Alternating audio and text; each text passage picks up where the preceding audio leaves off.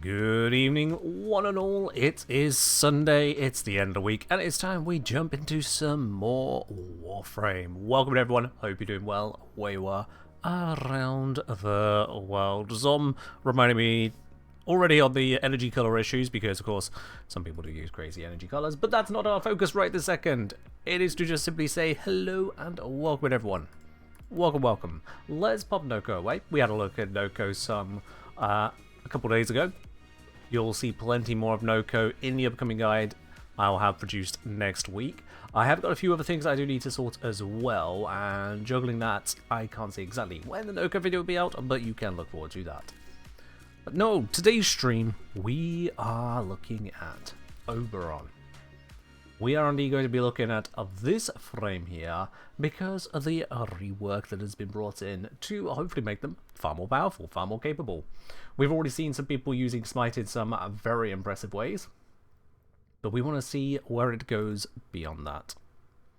But for now, let's just take a leisurely start as we roll into things. That tea is still very fresh. Never mind. The tea will wait. The tea shall wait. I've had myself a very busy weekend as well. Rather, at least yesterday was very busy. Up painfully early to be able to travel. Chikanako Nako Koshidan released 2 days after my B-Day. That's a good present, D. E. Thank you.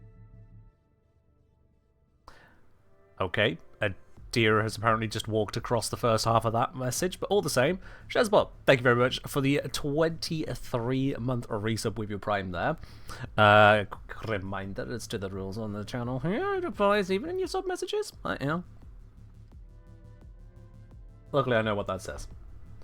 But anyway, thank you very much, Shazbot, much appreciated. And yes, I'd popped up to a convention yesterday.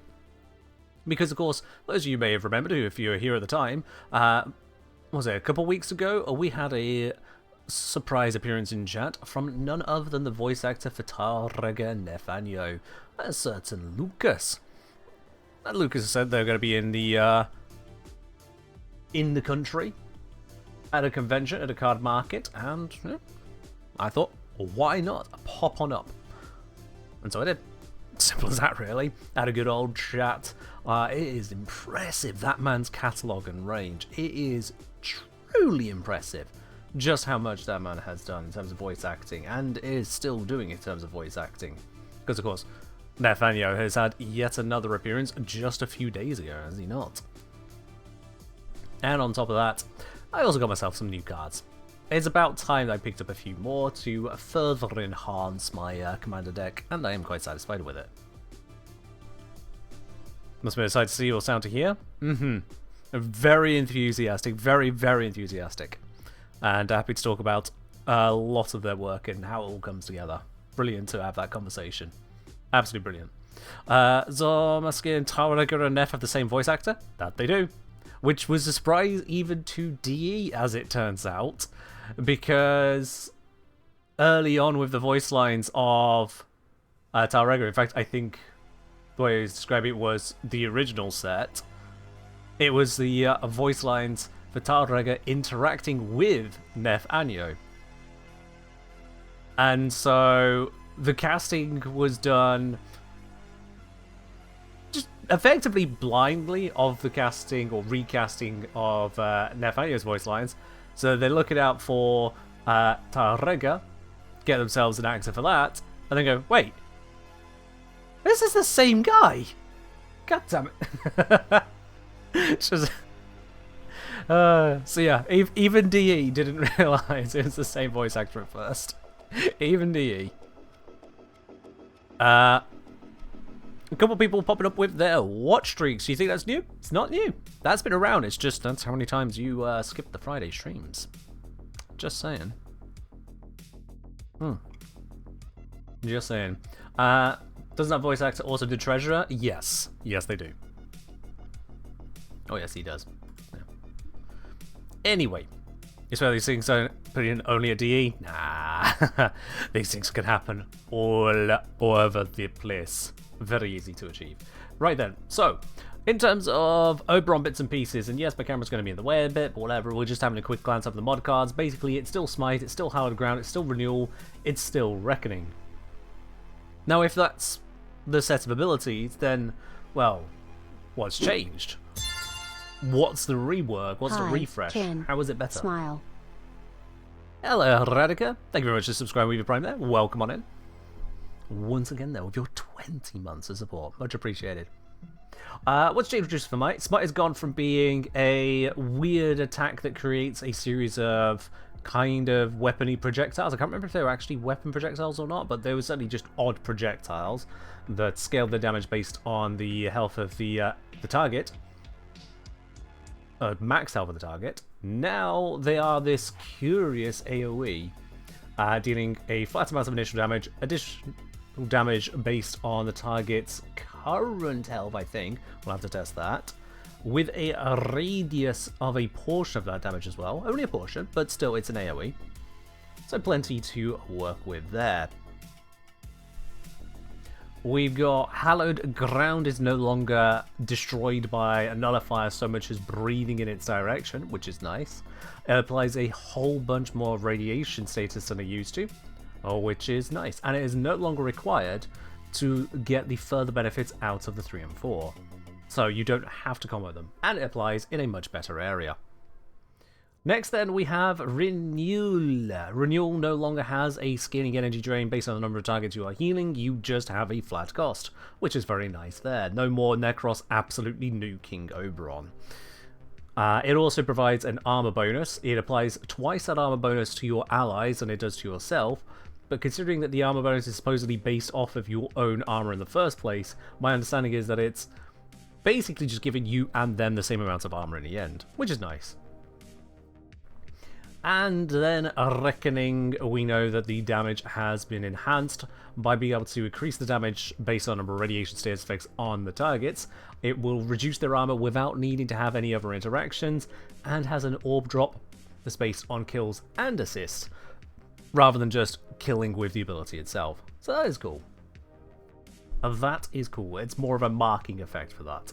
Plus you get some armor from using it, but the armor conversion rate, if I understand, is not particularly amazing.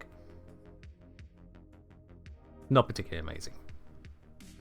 But we'll see where that all comes together in just a moment. Porfit saying you need something like 310% strength to max out the AoE's damage. To max out the AoE's damage, I'm presuming you mean from Smite.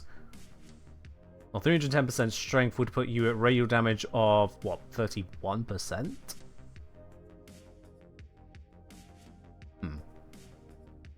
We'll see what limits there are on that as we get into it.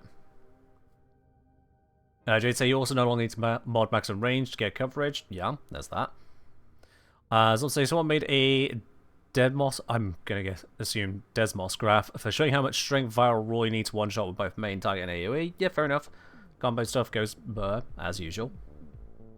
Gorilla, been disappointed by the caps on Oberons, basically restricting you to only 200% strength unless you desperately need more health and regen from Renewal. Interesting. We'll have to see what particular caps you're running into. Aside from, yeah, there's the additional damage caps at 75%, just a little over 200. And armor removal can't get better than fully removed, yeah. AoE caps at 30%? Oh, okay. Alright. AoE just caps at 30%. So we're not going to need the graph right now. I appreciate it, but awareness of things like how Raw and Nourish interact, I'm kind of already there on. Oh, yeah.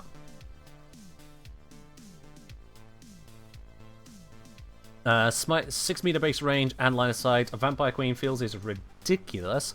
Why does it have LOS if it's such a small range? Well, you can buff it. You can buff that. So let's see. This was a previous build. I don't care for it anymore because it is a, well, previous build. So we're going to move beyond that. Let's consider the options all around the place on this. Now, because we've got a strong potential of health orb generation, I do believe that a equilibrium approach is probably just going to be a good idea. I'm leaving Steel Chest for the moment just for the capacity, but we'll see where I want to take that. Now, extra strength is nice, but we are going to want to have range as well if we're going to be using Smite, so it's more a case of what in particular do I wish to use as the focus of the kit here? And to be honest, I think finding value in Smite is good. So let's have a look at finding value in Smite, and as part of that is just range. We're going to take out Smite Infusion for now. Can we get away with taking out Flow, perhaps? I think we can, yeah. Give us some room on that side of things. Still not got a lot of mod capacity to work with at the moment, so let's grab Stretch, because Stretch sits nicely into there, I suppose. And just check, does that increase the AoE? It does! Wonderful. So if I grab Augur Reach as well, let's have it like so. To be honest, Umbrals can kind of do one. They are very expensive for what they achieve. So I'm going to drop that there to get some capacity back. Going to do the same with Umbral Intensify. We can drop that out. Let's think about how we're going to do this. Yeah. The thing is, if I drop that for Intensify and then slap in something like Power Drift here, I'm just going to end up back at the same spot, but for taking up an extra mod slot. So dropping Umbral Intensify is maybe not a good idea right now. Yeah. We'll think that one through. Extra strength from any of the options in here can be nice. Now, there is Arcane Universal Fallout. Enemies... each rad status effect inflicted on enemies by abilities gives a 1% chance to drop a Universal Orb on enemy death, which is just nice. A Shep Suit telling me just over Equilibrium. We'll see how it all comes together. Give time. Yeah, I'll make you recommendations right now. I'm basically going to dismiss all of them because I'm still building. This is first look.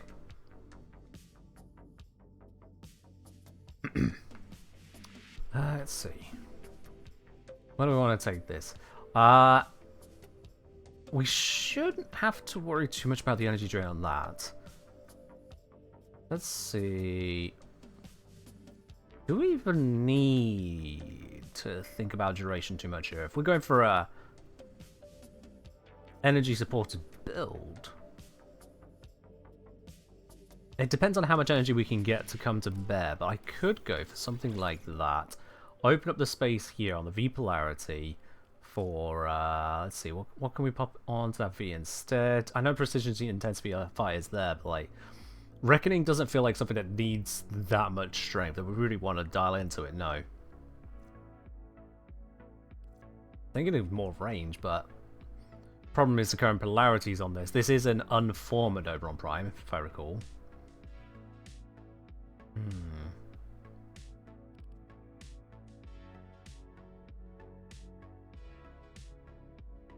Not exactly the options I would lean on. But for now, do that. Just to key in where things can go. Oh, that's a V polarity. Oh, I forgot about that. Oh, that works. Okay.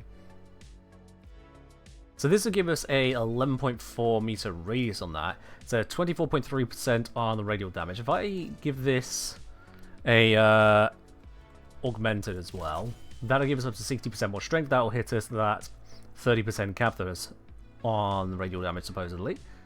I believe it. We'll see it as it comes through. With this, we've got room to remove Sealed Charge for something more appropriate for us. We are dealing with a V polarity up there. As much as I could go for Growing Power, it seems wasteful here.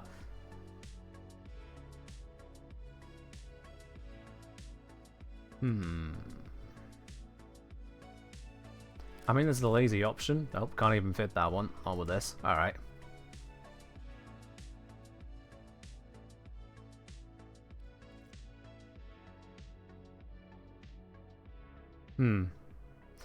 Solid then. Growing Power it is. We may get some weapon damage in, just enjoy a bit of extra strength, why not? But it's not ideal at this point in time. Just working within the constraints of no formers available, or no formers put into it, to see where it goes at the base, and just play from there. Neon Grey, thank you very much for the Prime. Once again, they're up onto 15 months. Much appreciated. Cheers. Cheers indeed.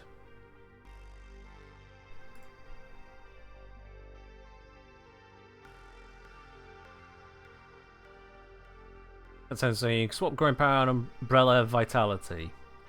I'm guessing you mean just I can add umbrella vitality, which here does give me 11% extra strength, a little bit more health, because we have got that spare capacity. So you know what, not the end of the world, we can indeed do that there. Now, with our starting energy, we won't be able to open up with Reckoning. We'll be able to Smite to start, but we'll see how this shakes out using Equilibrium as our energy build. We'll see. Man, there's a lot of people self-reporting for not watching the Friday streams today. Okay. Maybe Twitch is calling them out, but watch streaks have been a thing for a while.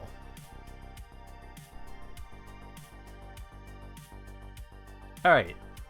In terms of hitting the basics, sure. I go, you to really start enjoying Lavos? Nice. That is good. Let's go for a worm just for a basic defensive side of things, and just run it from there.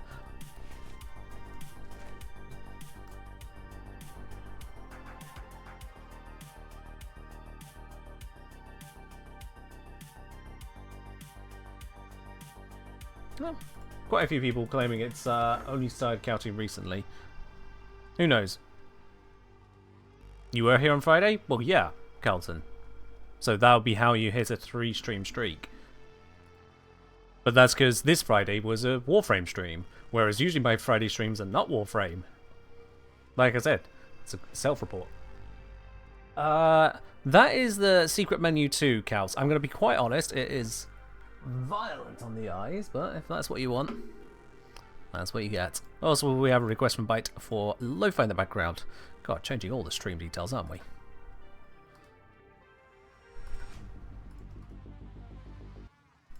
There we are. Thought 2 is a slow one.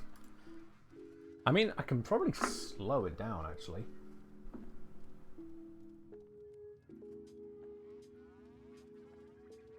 That's as slow as it gets.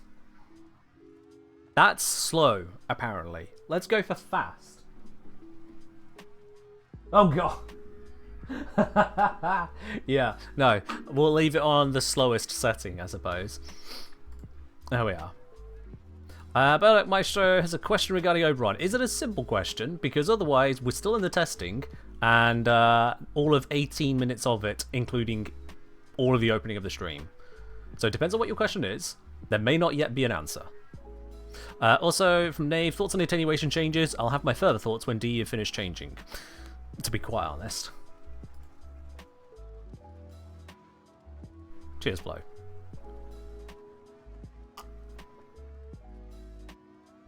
Alright, let's just slap into a random mission.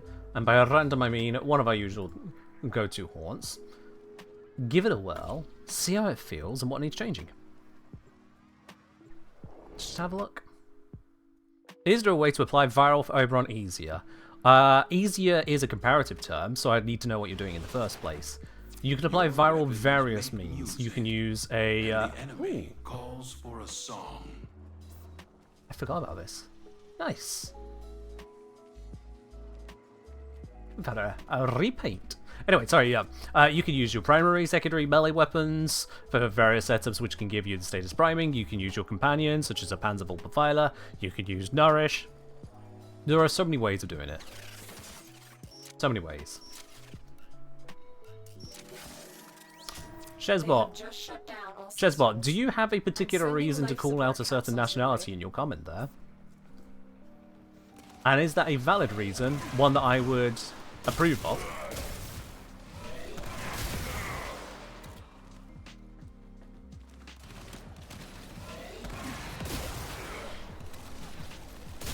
I am out of energy. This plan is not going well.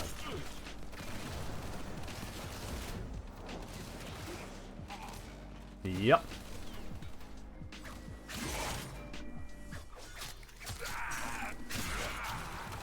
Let's just generate some energy.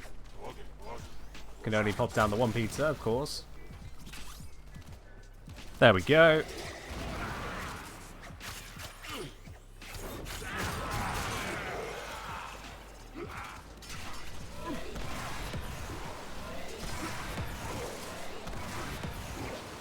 Now this is the same issue that we're having with pre-change Smite, is that whilst the enemies are, you know, all the basic ones, Smite doesn't really do a lot. Doesn't.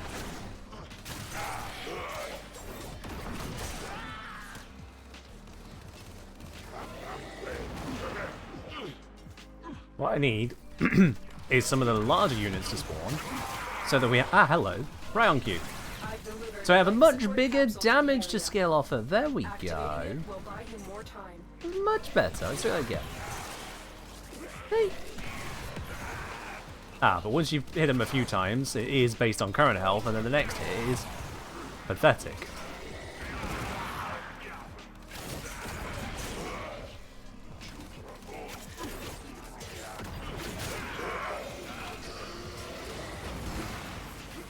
Where is their Xmas? There they are. Bam! Hits that spot, but just that spot. Also, it's a little bit hard to identify Xmas when everyone's glowing. Oh. There's our boy.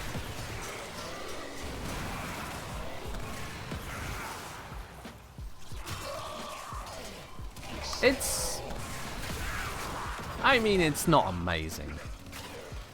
We'll have to look into options to enhance on that. Life support incoming. At base there, we buffed the range to make sure there's decent application within LOS. We've got the good strength behind it to make sure that's working as well. Granted, we're not full mult augmented, but it shouldn't need full mult augmented. But there is the issue of finding a target strong enough that the AoE damage actually matters. Especially as it's based on current health, so it's not like we can switch too easily to another target. They're all damaged, so all of the values are going down.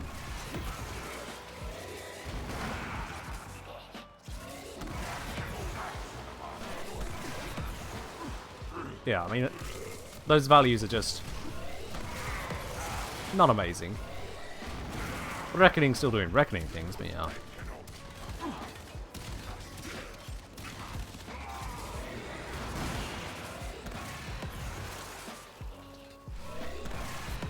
Because like 19,000 damage to these elite lancers, it's not going to win awards. Now hitting the Xmas for 1 million, spreading out 300,000 to everything around it, that gets work done. Once. So yeah, it does really look like Smite is a supplementary tool. It is certainly not the tool here. Also looking at the damage numbers, they are identical on similar units throughout the AoE, so that shows there's no damage fall off over distance. That is nice to have. More things about damage fall off is always a win, quite frankly. Yeah, I am hitting this frequently to not a huge amount of effect. So if we do mass radiation instead then and go for a Reckoning post-rad, do we get something more appreciable? I've delivered another life support capsule.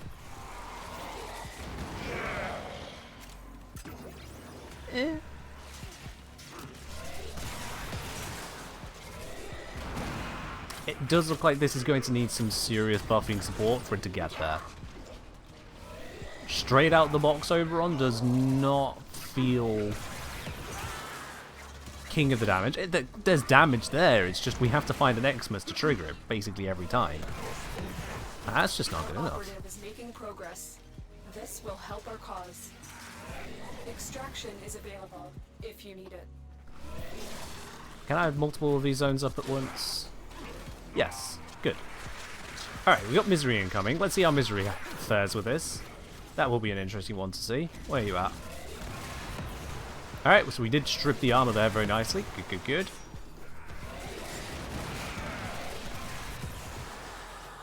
However, the damage is being severely hamstrung.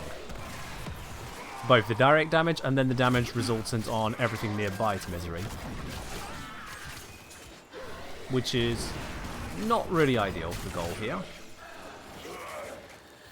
Critical life support I don't care levels. about the life support because this Extraction is still the best just option. initial testing phase.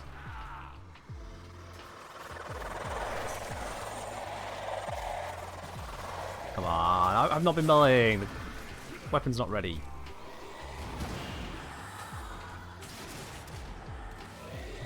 Yeah, now I'm just hunting down a heavy unit in the hopes I can get some real damage done. And it needs the extra work. We're running out of time. We're gonna have to invest. Consider extraction. So yeah, let's extract, and let's look at how we can invest to get more power out of this. There are plenty of ways to do so. It's just a case of finding which one feels most suitable. Get out of my way.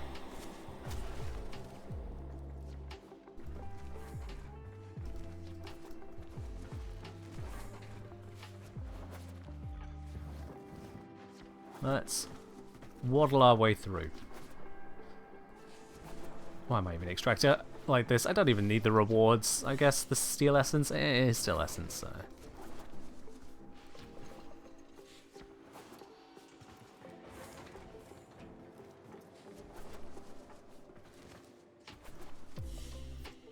There we are. Okay. What you have learned here will serve you well. Right, let's see how many people are telling me to do something during the mission there. What about damage decoy? What about the grass augment? What about viral? What about orange ability damage shards? Didn't you know Smite and Reckoning take into account red stacks differently? What about Panzer? Come on, y'all. Alright.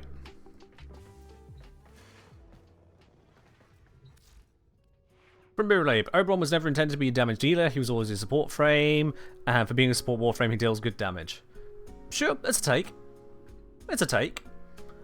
It doesn't have to be the only take, but it is a take.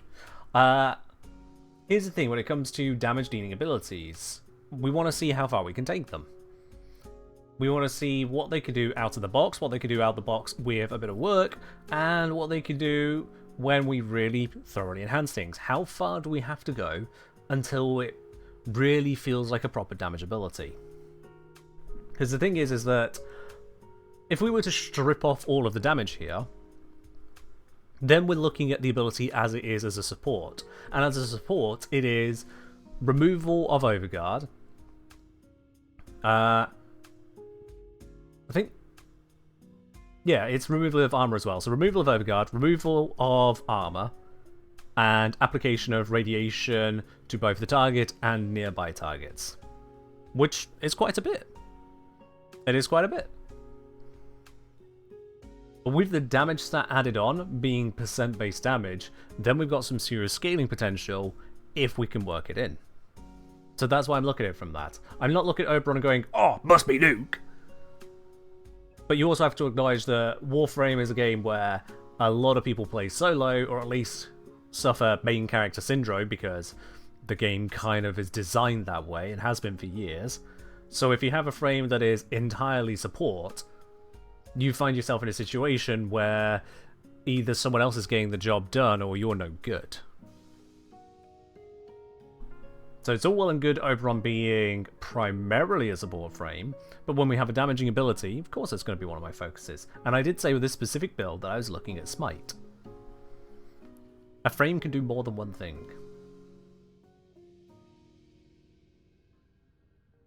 Now, out of that situation there, the big takeaway for trying to get Smite to do it is that, frankly, the damage it has to offer on its own, as expected, is just not enough. It's just not enough. So, let's take it further. Is this just meant to be a base kit build? We are 30 minutes into testing things, including responding to subs, talking about other questions and details, everything on. So in terms of, is this meant to be a base kit build? It was literally starting point one, Oberon with no formers, get a feel for it. It's a process. I hope that makes sense.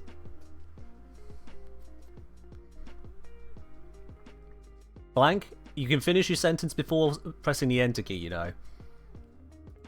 You don't need to split words over multiple lines. Come on.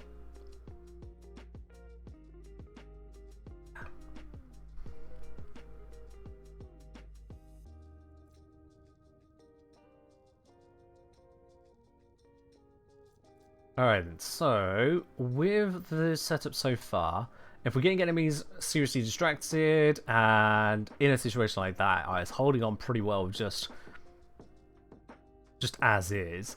I feel like Renewal can be a safe drop for the moment for testing what other directions we can take this. So let's give that a whirl.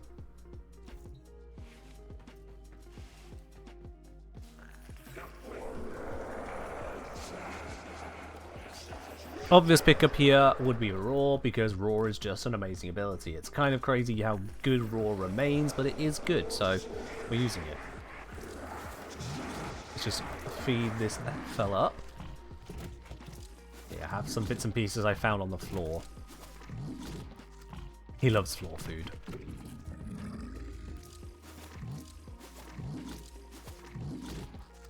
There we go. Beautiful. All the floor food. Alright, yeah, we're still on config 8, that's fine. Slap this in over Renewal. Don't even care what the other configs are right now, they're all builds, they no longer matter. Okay, so with that infused onto there, we can also have a quick look at some shards. I don't really want to be focusing on shards too early because they're more of the rounding off of a build, not the starting point, but just as a reminder, so people know that I am aware that they exist, we have got things like, where's the one? Yep, gain ability damage on enemies affected by radiation status, that is obviously there. We've got, when picking up health orbs, they give energy, when picking up energy, they give health. So I'm aware that those things exist.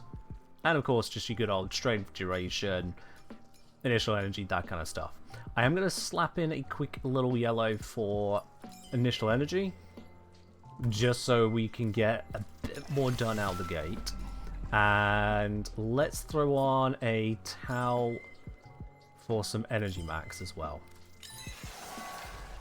I'm not doing a yellow Tau right now because this isn't finalized, but having a bit more power out the gate feels like a sensible starting point.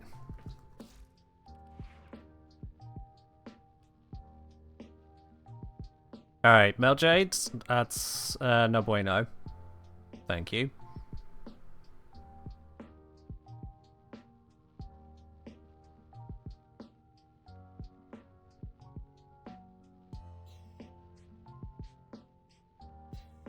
As for Oberon being a paladin, Oberon has many of the concepts of a paladin, but also this is not D&D.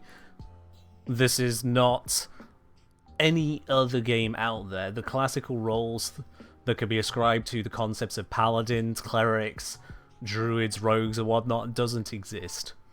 Oberon is his own entity.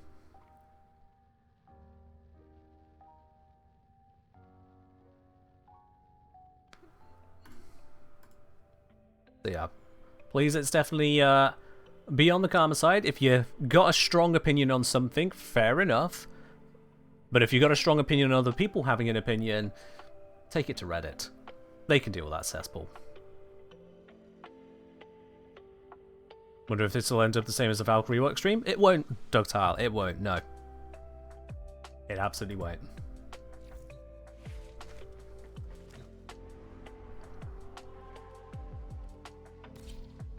Alright, so just a couple changes there. Before we go in, just have a look at the actual stats behind it. So on the Raw there, that's giving us a 76.2% damage increase already, before multi augmented or growing power to come into play there. What happened to Valkyrie Extreme? It just wasn't great. That's all. So with that there, our 75% additional damage, assuming it just multiplies off of that nice and simply, comes up to 132.15. Now, one assumes additional damage doesn't mean initial damage is multiplied. We know it's actually enemies' hit points are multiplied, but this should give us some good work.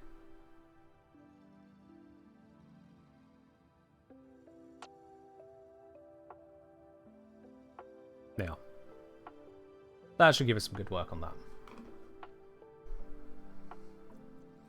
In terms of the damage in the AoE, it's going to be a lot less, so again we'll want to be targeting more powerful units. There's a problem of having so many elite lancers early on, is that they are identical to one another. So it does stop Smite from having a repeat capability there, but we'll see how it all shakes out. Starting energy on this is 202, so that is enough to Roar and Smite, but it's not enough to Roar and Reckoning. I think Reckoning to start, then into Smites. Once we get enough going, we can go into Roars as well. Alternatively, actually, I am running Xeneric. Okay, so I do get a free opening cast. So casting Roar for free at the start there, then I can go into Reckoning and Smites. That works out, yeah. Xeneric free cast for the win. Okay, that makes that workable. Let's do it. Let's do it. There shouldn't be any other major pitfalls at the moment, so it's just seeing how far does this go with only Roar added in to try and make this more capable. They have just shut down all Smite prioritizes speed for your targets? It does, but you still need to do the targeting. Alright, so that's that added in. Let's get a lot of enemies at once with this. Start trying to cause the damage. I need someone healthy.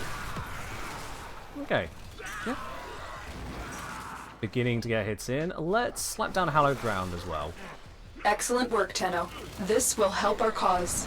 Let's wait. It smells like Kim is cooking something, and in the end it will be good as always. Smile. Oh, thank you. Thank you very much. Much appreciated on that. And yeah, I'm doing my best to cook here.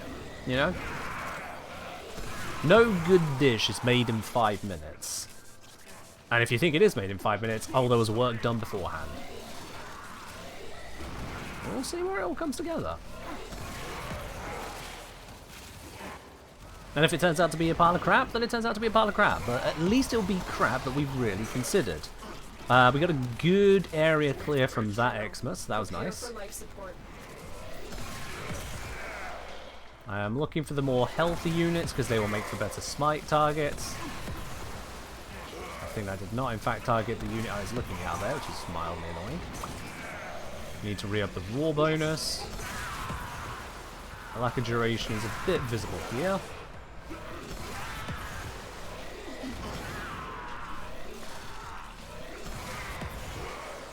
Cheers, bite. I've delivered a life support capsule to the area. I'm going to need some more of that health orb drops, please. There we go, got a little bit more energy. Pop this into another cast of this. More enemies are primed and ready to go.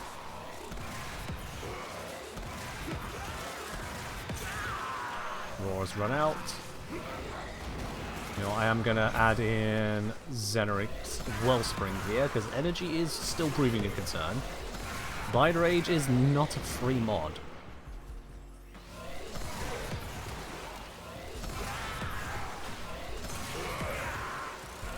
Something to remember when it comes to partial damage on enemies is that partial damage is only good if your next hit or hits would have also been partial damage.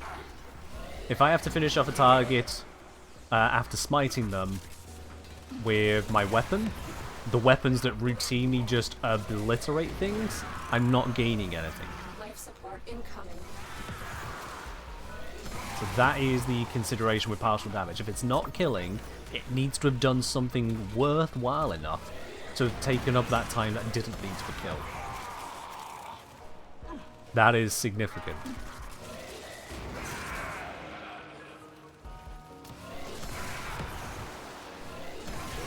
Targeted a weak one there, got Xmas. At least with the Raw Edition, whatever target I do select with Smite, they are smitten. So long as Raw is active. I was really confused why that didn't work then, I was just saying it. But yeah, Raw wasn't active. So I choose that guy, he's dead. I choose this guy, he's dead. I choose that guy, that's a really weak one, but still dead. So with the bonus of bringing in another ability, we do get that guaranteed one-shot potential, no priming, no setup. It just works. Now, it doesn't work on targets with damage attenuation. And I think for these, I just have to deal with them myself.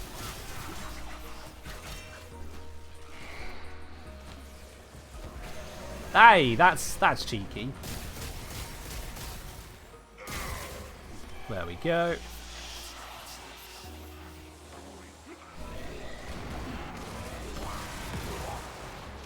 Unfortunately, nothing in range of that particular AoE. I'm not in a great arena for this, because there's a lot of verticality, a lot of line of sight blockage.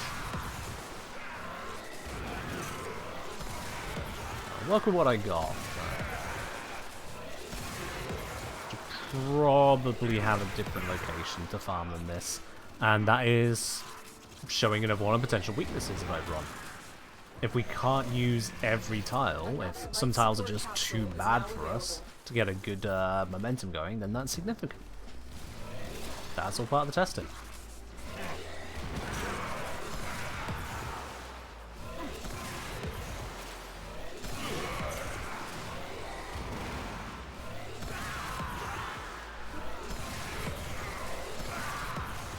But yeah, our kill rate is abysmal at the moment. It is abysmal here, so let's pop out. This will help our cause. Maybe it is a location issue. We'll see. LOS checks are way too harsh. LOS checks are LOS checks. Everything that deals with LOS deals with them in the same way now.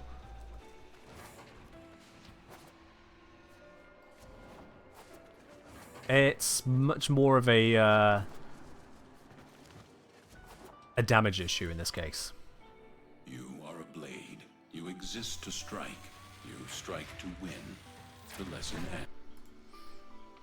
Happy I say with how inconsistent Smite feels, it seems like a delete this guy in particular button. I mean, that is the concept of Smite, is target thing dies. That is the core concept of a Smite ability. It is smitten.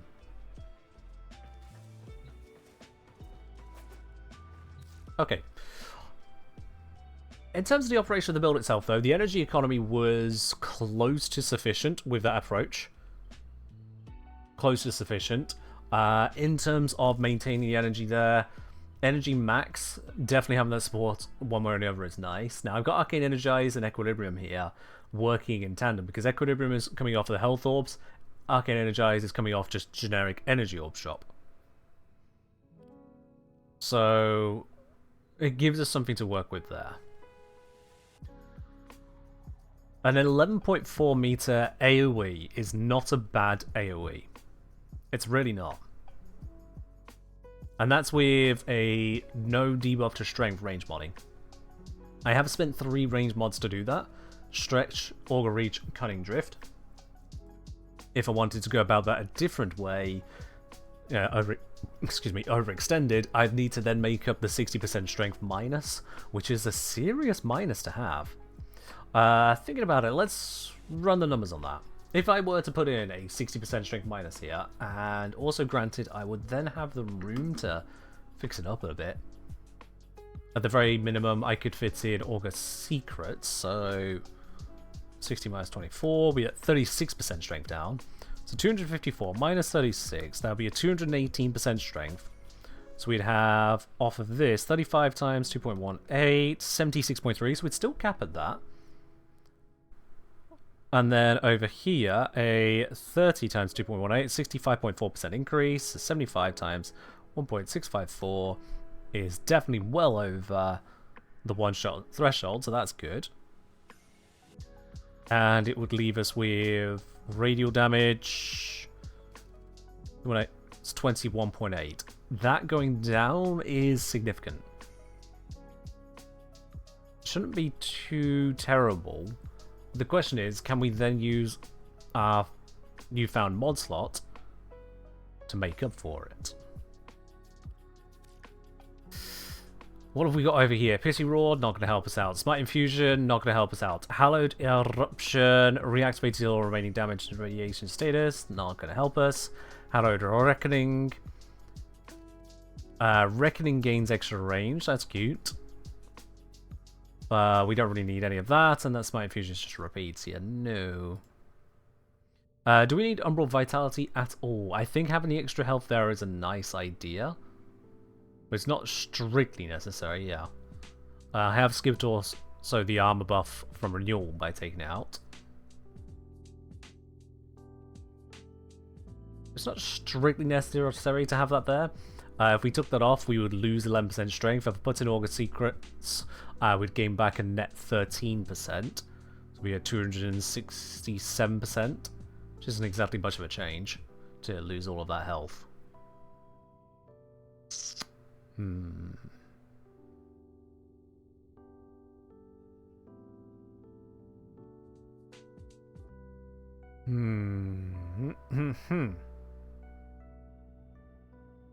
Otherwise, the next option is to start properly viral priming the area, which, you know, without making further sacrifices or tweaks to this, I think the next best step is to go, right, the companion is part of the build, let's get the right companion to make this happen. So that is Thagomizer? Yeah, that is my Panzervault Profiler. So bring out Thagomizer, give it another whirl with that. I'm going to change to a different tile set, different enemy set, and see if we can get better results there as well. Circulus tends to have more open, boxy rooms rather than the circuitous stuff of the Grenadier Asteroid tile set, so this could be better here for us.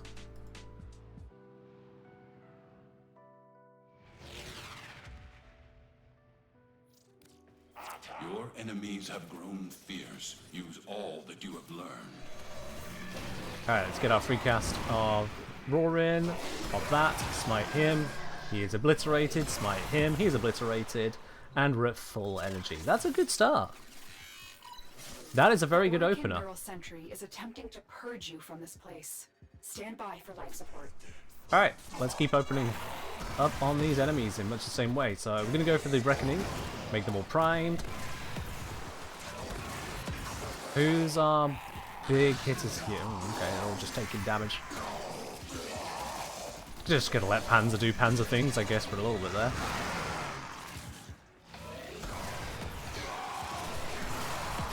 Yeah, those viral procs all over the place are definitely going to be nice. We've also got just the sheer power of Reckoning. Mia Sharma. Oh, it just read out the mode name, that's what it is. Alright then. Ridiculous. Thank you very much for the 9 months of support there. Much appreciated. Much appreciated. Alright.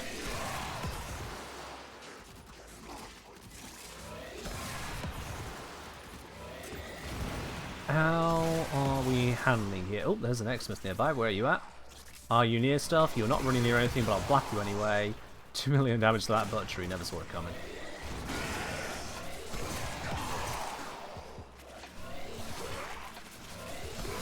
That's a big unit. Yeah, did alright, did damage in the area.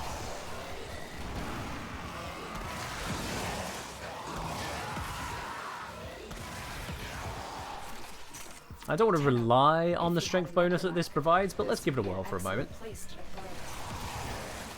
What does that do for us? Damn, that Xmas was almost already dead and I hadn't targeted it with Smite. These guys resistant to red damage? That they are. Fair point.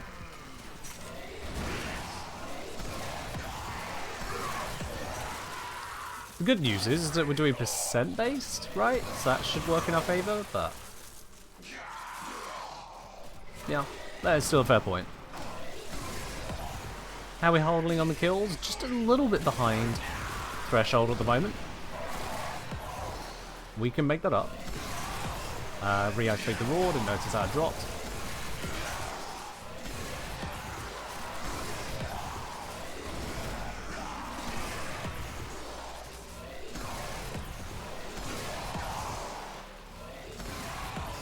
Yeah, I target an enemy, that enemy dies. That's still working there.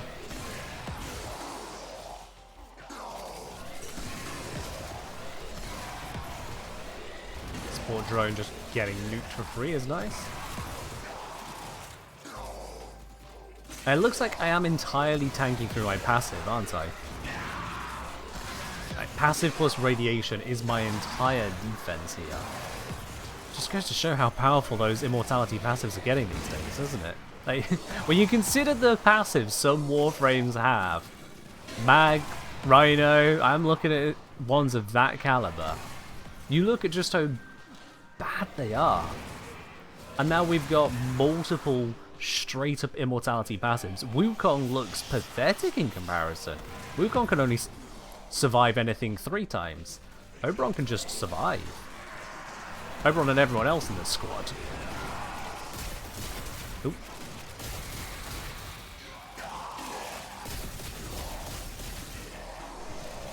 We got a bit of a malice situation it needs dealing with. There we go. Live Sport is not looking too peachy. And by too peachy I mean actually pretty bad at the moment. Also need some more of those orbs. There we go. Strange hitch. Not sure what caused that one. Those oculists are scanning for targets. Blap the group because there was an Xmas. Do it again because of this Xmas.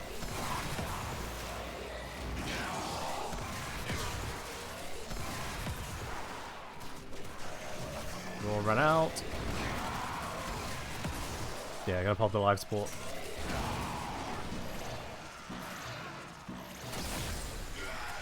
Yeah, I hear you, Biggity. I hear you. I did just mention the tank situation, so I am already thinking of what mods can be removed on the tank.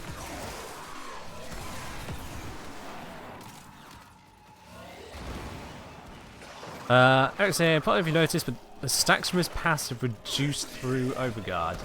Yeah, because he just prevents next hit. It's not hit to health or hit to shields, he just prevents next hit. The longer you hold out, the deeper I can search. But you need to leave. Extraction is ready. Void manifestations. These sentients are resisting smite. They will drain your That damage gating for them. Definitely a bit of a pain there. Where'd the other Thrax go? I only needed Operator on one of them. They both die? Yeah, okay.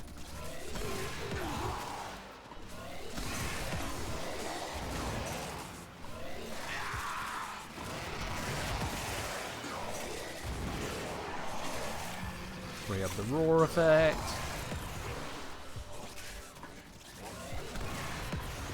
Again, this isn't an amazing kill rate, but it is working.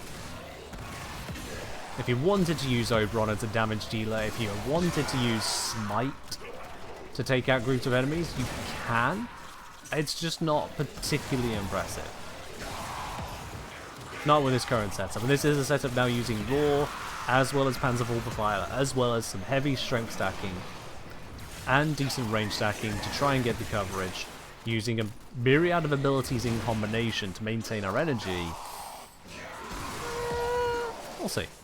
Let's kill threshold I mentioned earlier. So on survival, you usually want to be maintaining 100 kills per minute or above in order to maintain life support. It's not an exact value, but certainly when you're facing Corrupted and Grenier, it seems to be about 100 kills per minute for a solo Steel Path survival.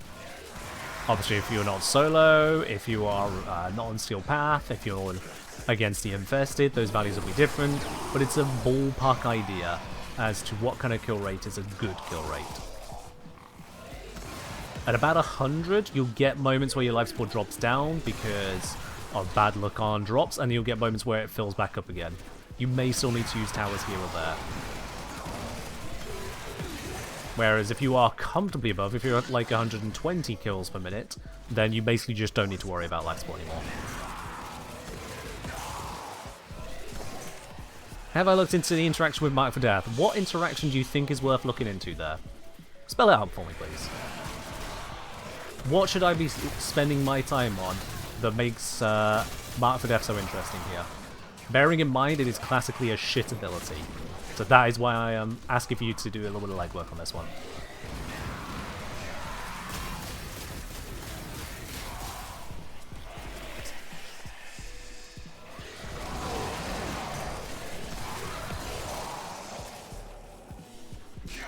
kill rate is having a few struggles when I have to distract myself with a more powerful target.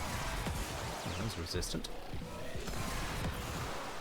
It definitely slows down what I can get done here. I'm also working in yet another line of sight hating room. This isn't a good one to be holed up in, so let's move the party this way.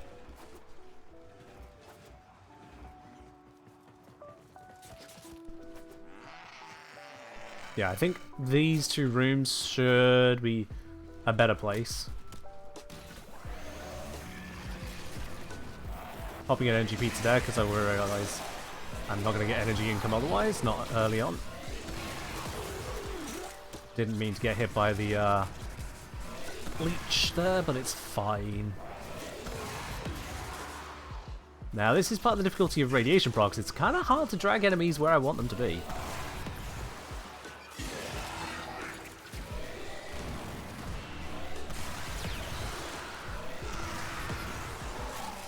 I can also see that resistance to radiation damage coming in painfully here. If they didn't have a viral proc on them, I couldn't kill them. Not outright.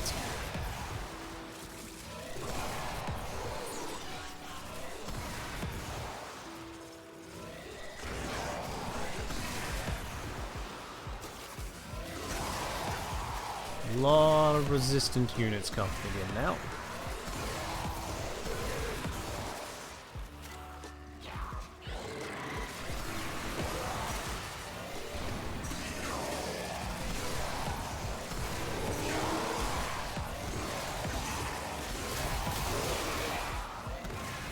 A lot of these corrupted ancients as well, they're not helping me.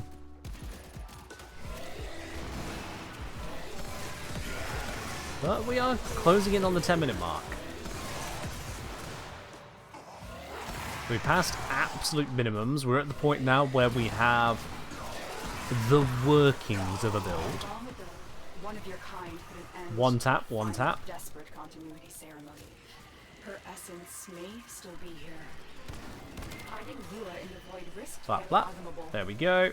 Re-up the roar, re-up the reckoning, and continue the smite. Sentient scouts. If they detect him, fighters will Take out the Eximus. Didn't have viral proc, so it didn't one-tap them. A little unfortunate.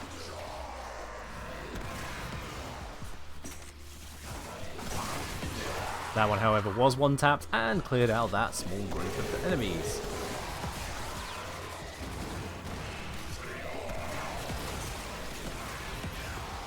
Oh, roar ran out. That was poor timing.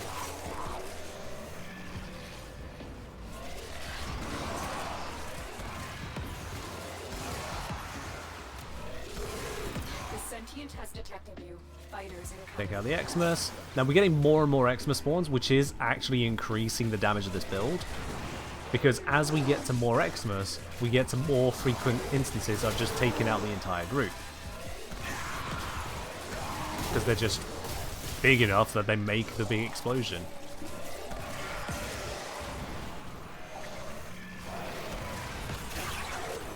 Let's just get rid of them before they spin me to death. Smite the Guardian Eximus. There we go. Taken straight out and blew up everything he was protecting. So we're starting to see that kind of power expectation coming in. Oh, one of you still lived. Okay. Bang, bang. Yep.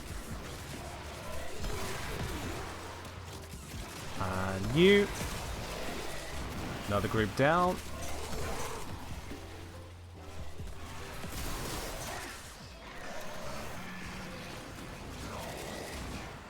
Incoming Mania, so that's going to be a cost to deal with. I've got enough life support that I think I could take the time to just... Well, it turns out if you remove their armor and also have a strong roar buff, yeah, you can do a bit of damage to them, I thought. There we go. You Yeah, have excellent taste. Yo! Oh no, my tea is all gone. Luckily, I've already prepared some more downstairs. Smile. Well, that works out then, doesn't it, Mirabe? That works out nicely. Thank you very much for the second £10 tip of the day. Much appreciated there. Much appreciated. We'll see you in a bit anyway. That was nice. I didn't realise there was an Xmas there, but the game did, so auto-targeted it in the group. That helped kill that cluster.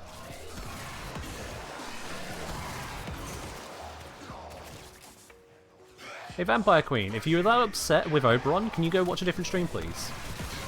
It seems like you really don't want to be here other than to piss people off, and that's not a healthy way to approach being in a chat. So, if you just don't want to see Oberon, go somewhere else, please.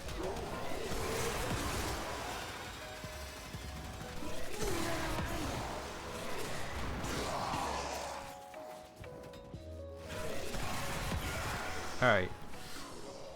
1,000 kills in 13 minutes. Not good. Not good. But workable. As you see, life support is at 100%. I've had to use a couple life support towers, but it is at 100%, so it is workable. This might be a bit over-invested in energy. If you run out of energy, you're fucked.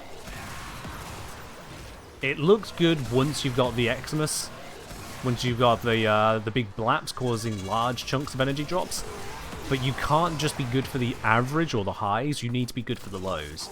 When the energy is low, you're either good enough or your casting has just ended, and you can't afford the casting to just end. A casting build needs energy.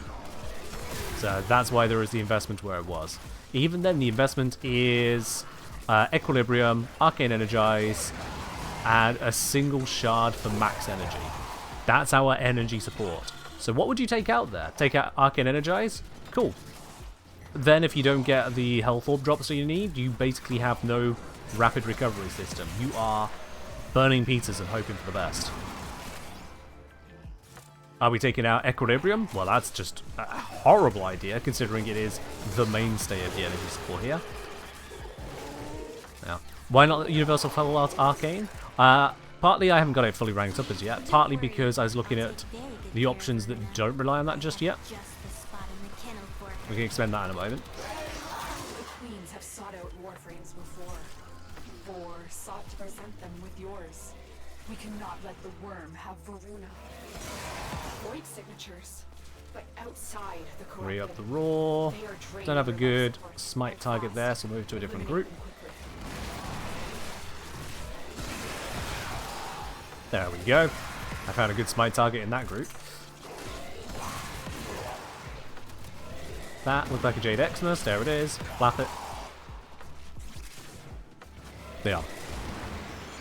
Universal Fallout's more accessible than Energized, though. Accessibility was not my reasoning there, but thanks for the suggestion.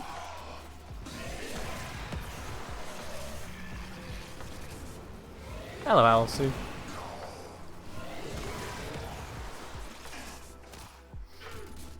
It concerns me the number of people that come to a live stream expecting things to be finished enough that single mod tweaks are the answer. This is the get the feeling stage. See where the physical limits are stage. Refine based on the experience stage. Because you can't just look at a build and know exactly everything that needs to go in there. You have to go through gameplay. Regardless, I've done enough of it here, so let's pop out.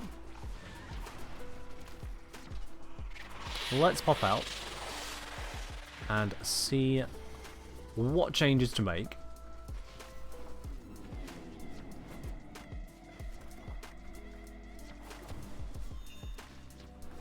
Thank you, Blank. I am completely aware. Thank you. Sentient fighters won't be far Here behind. will serve you well.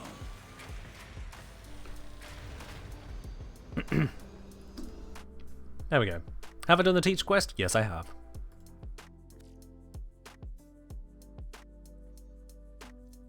Yeah, Moose. The new passive on Oberon means that Hunter Adrenaline tanking for energy is not the way.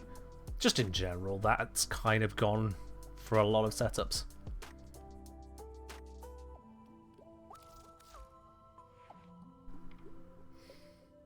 Okay, so, we weren't tanking with those whatsoever, so we could take those out. That already gives us a lot more room to do a lot more things. Yeah, we lose a little bit of strength with that choice, but we can easily get that back.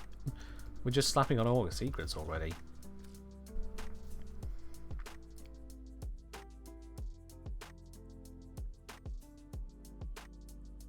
Defscar, the teaching in the teacher quest was actually quite significant. It may seem like it was the absolute basics, but that's what people need at that stage. It is for people who have not yet applied a single mod to any part of their Warframe in any way whatsoever. So when you consider that's where people are at for that quest design, it's teaching. It's teaching to equip your mods. There are people that don't realize that. It's teaching about ranking them up. It's teaching about melting down excess mods into Endo, which is how you rank up the mods. It's teaching about the combination elements existing alongside basic elements. It's teaching you to consider that elements have their place.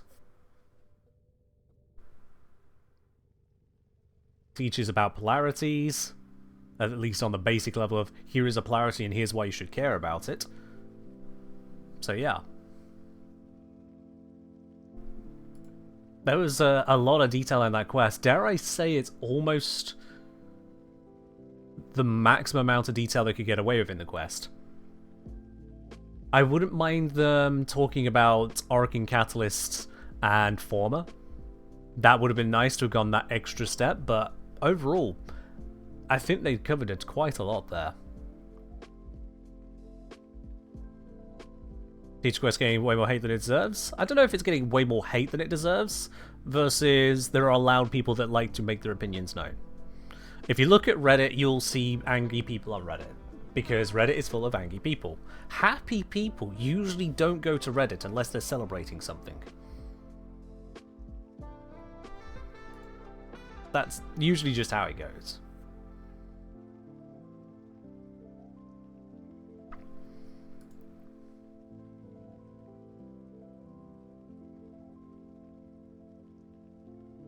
You go to Reddit, look at fashion? Yeah, that's an option.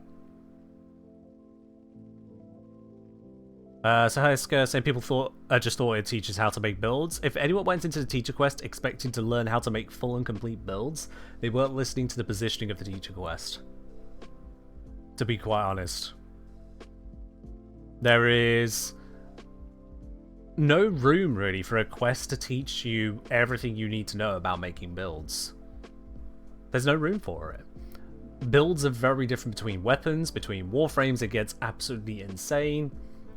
There's also the nature of builds you can build at any particular point in your Warframe career.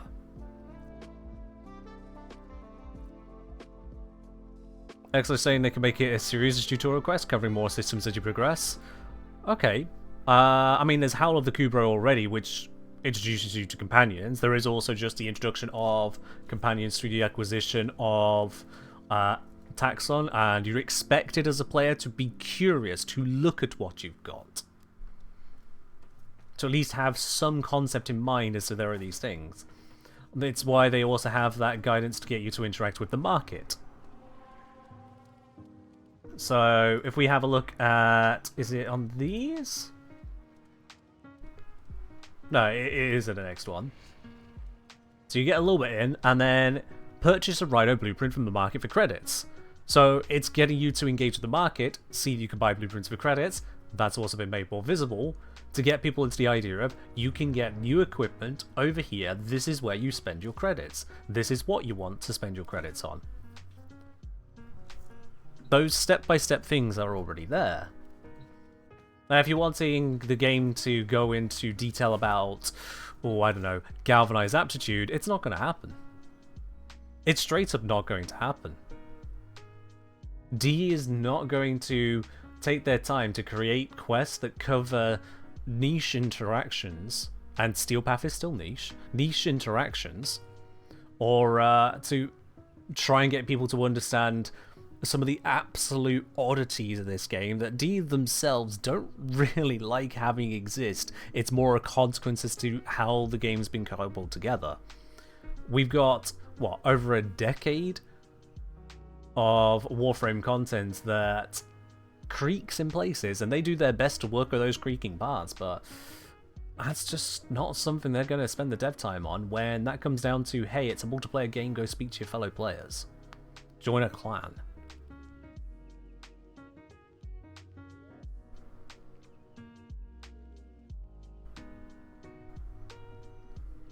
You're just going to comment about the former? So the reason I call out Former and the Orokin Catalyst, as something that I would have expected to be in the teacher quest, is because the teacher quest basically already covers it, but then doesn't cover that last step as to where you get more of it. So, up to the point of the teacher quest, the players never had a look at their weapons in the modding screen because they've not had access to it. They have no idea about mod capacity, mod drain. It's completely foreign to them. They've only just got to the concept of mods. So it teaches about mod drain, it teaches about mod polarity, and gets you putting some things on. But what's curious is that it gives you a weapon and doesn't call out the capacity is double what all of your other weapons are going to have. It requires a player to look actively at the capacity, go down this list, and see on that weapon Orokin Catalyst is there. Because if you compare to what they would see on, say, a Bratton, they would just see base capacity, half item rank, total. The line for Catalyst installed isn't zeroed out, it's just gone. And so it required them to go through that mental process themselves of looking at the capacity here, seeing it's lower, now going over to the capacity of the other weapon, they equip it, see that it's higher, mouse over it, see there is an Orokin Catalyst and realize, oh, that's what's doing it. And then go through the process of where do I get a catalyst, how do I apply the catalyst. There's a lot of steps of awareness there. For something that's pretty fundamental to how much power you can get out of a weapon. I believe they do introduce Orokin Catalysts to players not too far in as a reward. Let's see. You get an Orokin Reactor there, so that would be your Warframe one. Do they offer a catalyst? Not there. That's getting a bit of a distance without a catalyst, not gonna lie.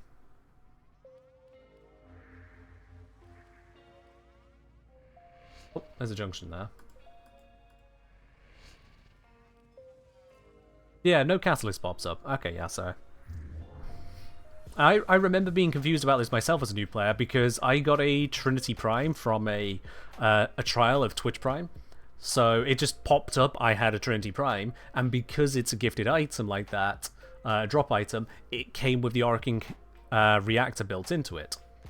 So I had this frame that just had more power. I figured it was just because it was a Prime. Until I found out later, oh, it's not a Prime, I can improve my other gear as well. I just didn't know. It wasn't remotely clear to me. It's something you have to kind of go digging through to notice that it's somehow different. Likewise with the polarities, how do you get more polarities is fundamental to getting more power out of a weapon later on. And again, it called out the polarities but didn't say you could have more from a former or even get you to go, hey, here is this unpolarized weapon. I'm going to give you a former now so you can enhance it. And you pop it in, you polarize it, you slap your former on. It tells you to pick your polarity, the specific one, and bam, there you go.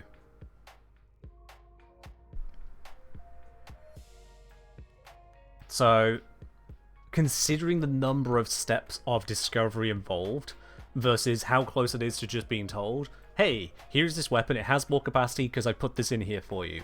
Oh, we can improve it further though. Here's a former, do the thing, bam, and you move on. There.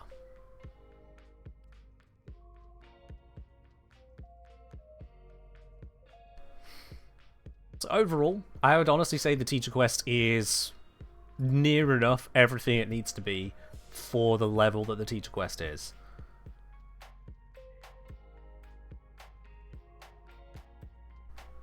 I feel that it could have had that little bit extra, but I'm not alone in feeling there could have been a little bit extra, and everyone's got their own different opinion on how there could be that little bit extra in various areas. But in terms of builds, in terms of really getting you invested into how to bring all the multiplying stats together, ultimately that comes down to a little bit of personal awareness. a little bit of opening up your weapon.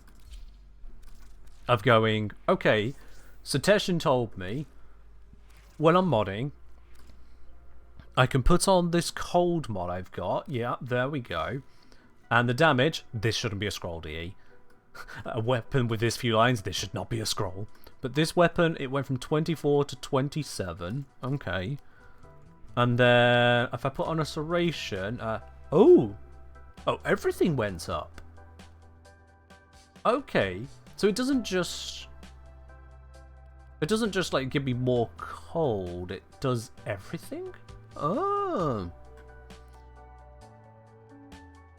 Things like that, someone has to just look at the screen, to be honest.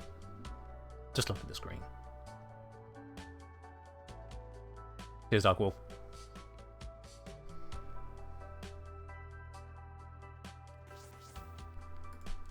So yeah.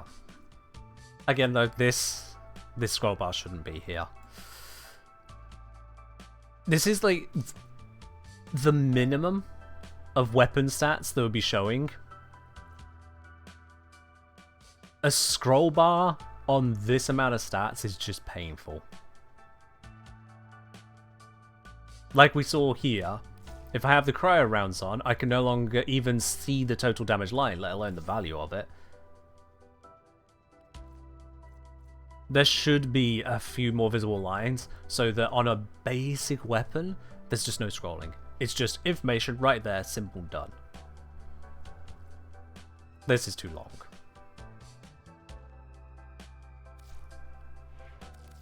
But anyway. UI is its own thing. Ridiculous say for a new player, it won't be there because Riven Disposition doesn't get shown until you get your first Riven. It will still be there though, Ridiculous. It will still be there. Because, like I just mentioned, they would have their cold mod, because they get it from the quest. And they would have serration, because they get it from the quest. And now the total line is below the cold line, and the cold line is cut off. So they'd still have the scroll bar.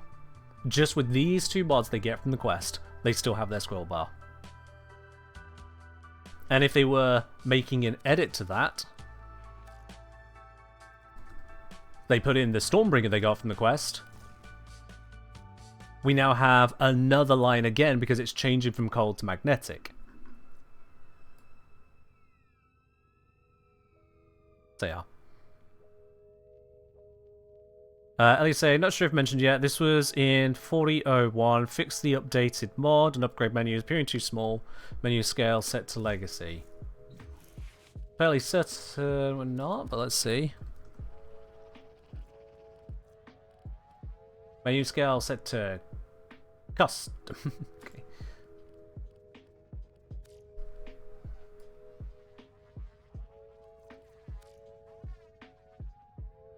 Okay. I guess I just have freedom of scaling there, but if I set that to full then, does that make a appreciable change? Am I just being hamstrung by custom? Nope. Nope, that's what it was. That is not what it was. Yeah. From Eric Conrad, when you remove a mod, you still have to toggle polarity for it to show up at the bottom of the list. No. If I go for depolarity mods, which is very few, and then I take off Stormbringer, it shows there. The filter only affects the mods which are presently visible, and it actually means that if I go... let's see here. If I do a Prime Shred swap and then V-polarity, I think that works.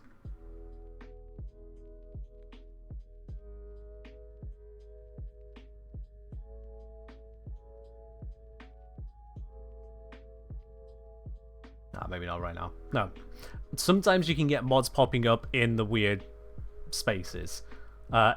Outside of the correct filters, or missing from the correct filters. Just because the way it maintains the visibility of some things.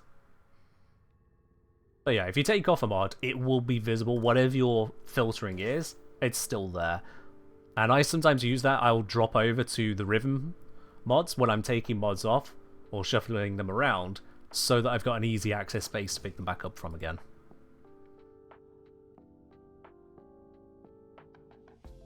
Fair enough, Som. Fair enough. I mean, at this point, I have acknowledged that it's just a lot of people having the same 3-stream streak. Twitch just enabled something lazily, I guess. I've seen it on other streams years ago, so I don't know why it's only just activating here now, though. That is weird. What's this inbox message? Been skipping that for a moment. Oh no, your Excellent slot is locked. Oh, good lord. Well, that and the next 9 as well are now all sorted. Thank you very much for that, Mirrorlade. Much appreciated. Let's unlock that before Mirrorlade has an aneurysm. There we go. Okay. So, energy we're fine for. Meddling with energy doesn't feel necessary right now, because energy we were just fine for. Whether you use Equilibrium Energize, or if you use Equilibrium Fallout, you'll be at the same situation of you should have enough energy. So, shouldn't be an issue there. We've taken out the tank mods because it turned out that Oberon's passive was just enough, which is kind of ridiculous. But we'll see. No, Zom, it definitely counts different games, yeah. It's just Twitch has enabled it here now for some reason. So, I could try just pushing in more range, to be honest. Let's give that a try. If I do just go even heavier on the range bonuses, I think with this, do I dare put in a deep out? This Umbral is taking up a lot of space. I do want to bring that strength back, although it's not necessary. If I don't go against enemies which are strong against radiation, it's not necessary to get that strength back right now. You'd say more duration of Raw for comfort? It would be nice, but it's not the biggest focus right now.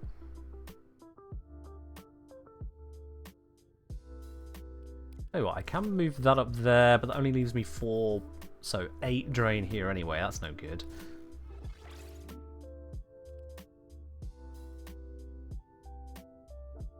Although if I move that up... Actually, wait. Tell you what I can do. Oh, I've never polarized it yet. Never mind. What polarity do I want to add? Oh, wait. I can add the Mirrorlade polarity. Of course. How silly of me. Well, there we are.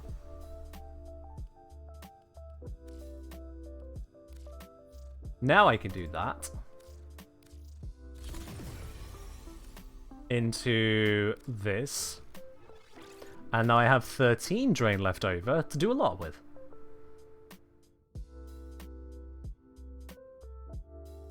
We now have absolute maximum range on this, which is 16.8 meters. That is a hefty radius. And an actual cast range of 140 is also insane. I could slap flow onto here for just that sheer energy bandwidth. I don't think that's necessary right now. Oh, can I get more strength back into here aside from power drift? Power drift's only 15%. Can we do more that's not in a costly way? Transient fortitude, whilst an option, would cost us that duration, which we don't want to do. Or again, though, there was the message for duration purposes. Actually, we can do better than message now. We can afford... We can afford to bring this polarity back.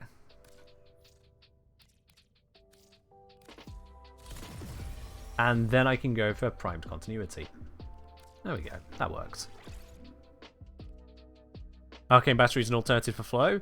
Whilst it is an alternative, we're not using flow at the moment, so it's still an increased investment into energy. And that increase in investment would come at the cost of an arcane slot. Which is... There are heavy cost for arcanes. You only get 2 arcane slots versus a whole whack of 5 Archon shards. Arcanes are usually better for your make or break choices in a build. Versus Archon shards are the stat supporting areas. And then mods are your mods for shaping the overall build.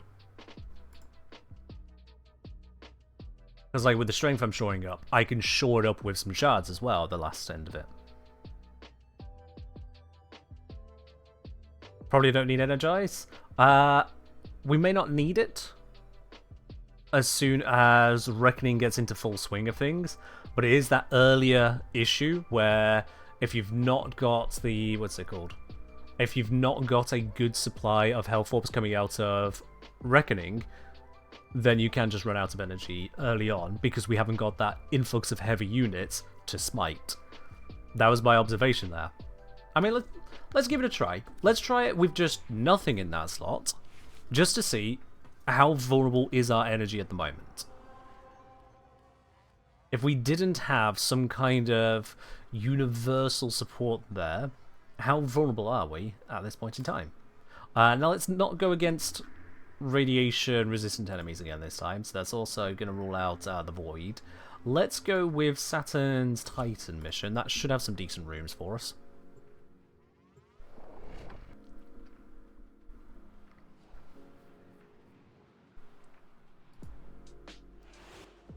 Their rage is vehement, their focus impressive. Give them No, I don't just slap in cast speed Warrior's early, Ellie. death. Cast speed is one of the last things I put onto shards, because, quite frankly, as good as it is, it's still a utility item. I want to see that the build can sustain before I just go for cast speed utility.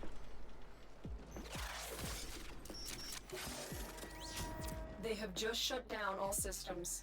I'm sending life support capsules your way. That was a cheeky bit of bonus energy to start. Alright.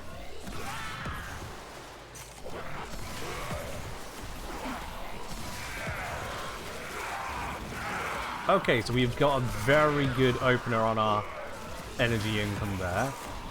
I think the dogs are helping out as well, because I think they have some deconstruct, actually. Now I think about it. And just their general damage is nice. Yeah, the dogs are not messing around on the damage side of things, so they are helping out there. Sorry, the foxes, the non-dogs.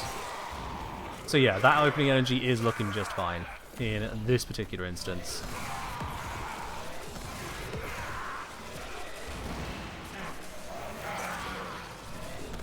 Now, this is using a Xeneric opener for that free cast of Raw. So that does also shape things. Overall, we're getting well now. I'm just going to dip straight out of this one. Considering how well that was maintaining, is it necessary? Is it necessary to actually equip a Universal Fallout?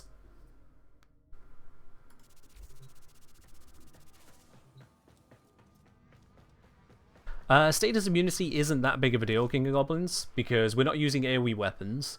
Most things that could knock us over we can react to before they happen. Same with things, statuses that will be very detrimental to us, like for example a magnetic proc, we could just kind of sidestep.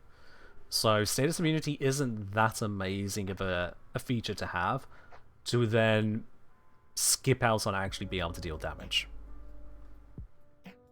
Well, it helps with passive uptime. Didn't see so far an issue with passive uptime without Fallout, so there's helps and then there's provides it when you don't need it. Oh yeah, status immunity is on the 2. Actually, it always was there, so never mind. Yeah, the 3 was armor and healing, but we don't need the armor and healing because the passive is absolutely bonkers.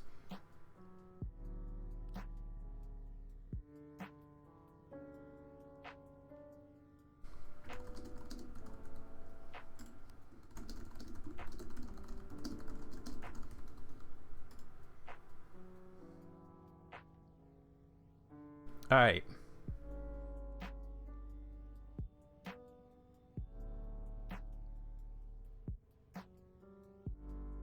As I say, honestly, Fallout has it felt that great to me. Good, but not amazing. I'd rather have Equi than Fallout from my testing. Alright, Zon. I think I get the vibe there. Yeah, I figured you'd spell that wrong. Alright.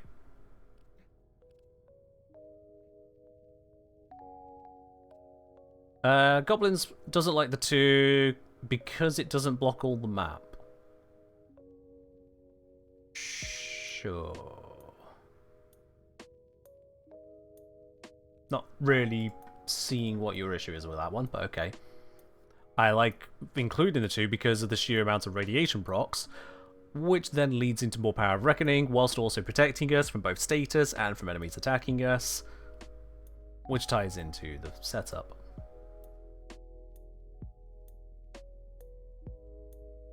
Yeah. Let me say, if you run Hounds and Duplicates Bond, you get a lot of energy orbs anyway. Where they get the kills, but yes. Is it kills or kills and assists, actually?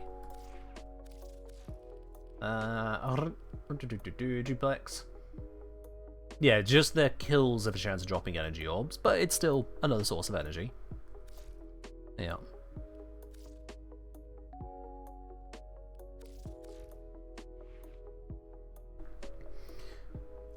Yeah, enemies will stop approaching you as closely if you've got hallowed ground set up because radiation doing radiation things. There's crowd control in a nutshell. We're also getting radiation out of most of the kit. So that's just kind of gonna happen with Oberon. There's not really good walkarounds on that. But considering that it can give you a enemy slow the F down option, it gives you that radiation to empower Reckoning, it gives you that status immunity, whereas Renewal, as much as it is going to give you healing and armor, it's giving you healing and armor underneath the layer of protection that is already your passive, and you then need it to be enough to somehow survive the threats that are attacking you to the point that you need that healing and armor.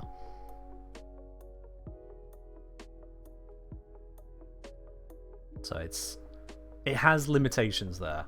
When it comes to tanking methods, adding on extra tank options needs to actually achieve something worthwhile. Certainly in situations where you are actually being threatened. And as it turns out, Hallowed Ground is also a way of not only improving your survivability by reducing the amount of attacks you're taking, but it also improves the lifetime of your passive, which is itself a strong source of support. A source of tank. So I'll still be playing around. This has so far been an investigation on the Smite approach. But that Smite is tying nicely into these others here and making it work.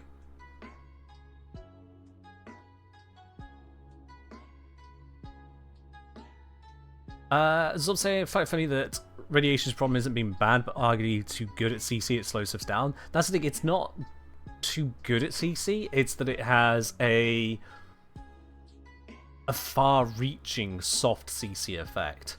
So the things which are nearby and the things you want to control can still shoot you, and the things that are further away, which you'd rather get to you so you can deal with them, instead stay away from you. So it has a couple conflicting designs with how people usually play. You want the enemies to get to you, and then to delete them. And it does the opposite of that.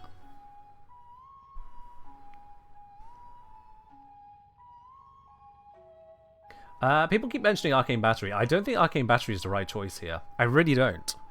You're taking up an entire Arcane slot to give you max energy. But I'm currently not even using Flow. I'm using a single Talforged Azure Archon Shard. You know, those Archon Shards where 90% of people talking about them seem to go, oh, blue shards, I never want a blue shard. I'm never going to use a blue shard. They're so bad. Here's where they're not bad. Here's exactly the use case. I'm using a minimum efficiency Oberon. I'm casting abilities costing 155, 116 energy. And by shoring up my max energy by just that little bit, I get around some of the weaknesses of running out of energy.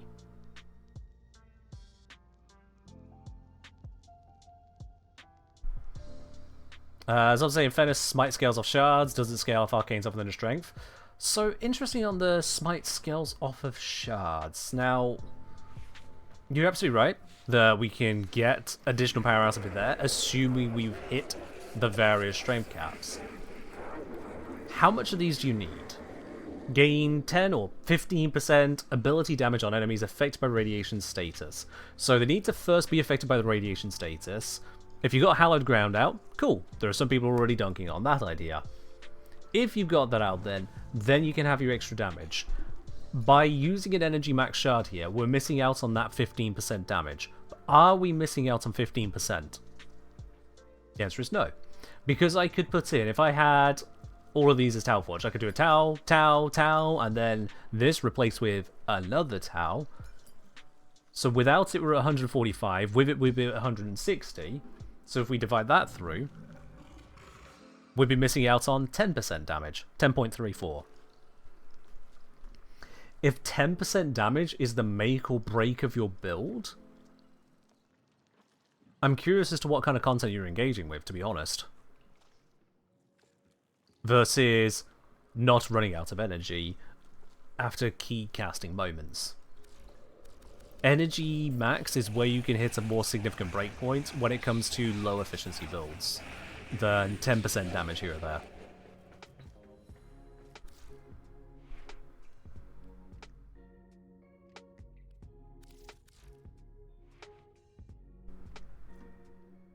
Let's see. This now this is with it mostly on ranks at the moment. How much energy does it go up to? Let's just have a look here on the wick. Oberon Prime. Energy max 265 rank 30, and then I've got 75 from the shards. It's 340. Is that right?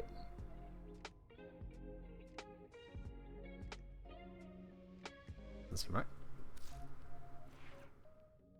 Yeah. Okay. So if it's 340, taking that as right for now. 340, we've got Reckoning for 155. We've got Roar for 116.25. And then Smite for 38.75. That's 310 energy. So if you have Oberon Prime without the shard, 265, you can't cast all three of those abilities. In fact, at 265, you wouldn't even be able to cast just Reckoning and Roar. That would be too expensive. But with that Archon Shard, we can do the Reckoning into the Roar, into the Smite, to have the area of enemies armor stripped, full damage ready to go into them, smack them hard, take them out, and get the health orbs rotating. That's the breakpoint difference of a single Archon Shard. 10% damage is not going to be worth that to me. And again, it leaves the Arcane slot open for basically anything else rather than Arcane Battery. If we had more max health, we could go for the strength out of Arcane Bellicose. We could go for agility options to have us more parkour speed. We could, again, go back to enhancing our energy income with something like Arcane Fallout or Arcane Energize. Both of those work. We could protect ourselves from magnetic procs, from toxin procs.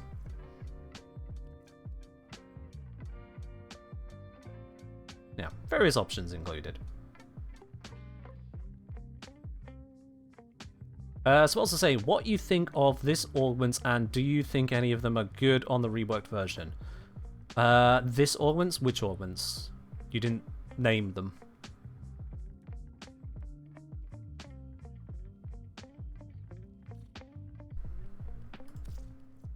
Oberon's augments. Okay. Well, again, I'm still looking at the Smite side of things, because this is build one of many. A Warframe usually doesn't have just one build. Usually. In terms of the options we have here, Renewal taken out at the moment, but we can further look at that. Smite for Smite Infusion. I don't see how that helps on a Smite-based approach. It is a different approach entirely. It's a buffing ability rather than enhancing Smite, so that's no good to us.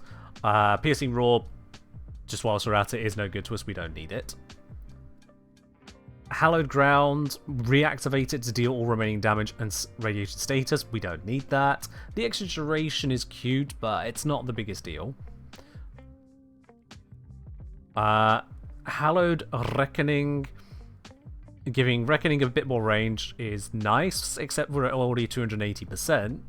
and then grants a bonus to armor. Yeah, each affected enemy grants a bonus to armored allies and deals 150 damage per second to enemies. We don't need the little bit of damage from that, however much it goes up to. Not much. And we don't need the armor because we're not armor tanking. So that also is doing nothing for us. So looking at the options there, nothing really builds into it.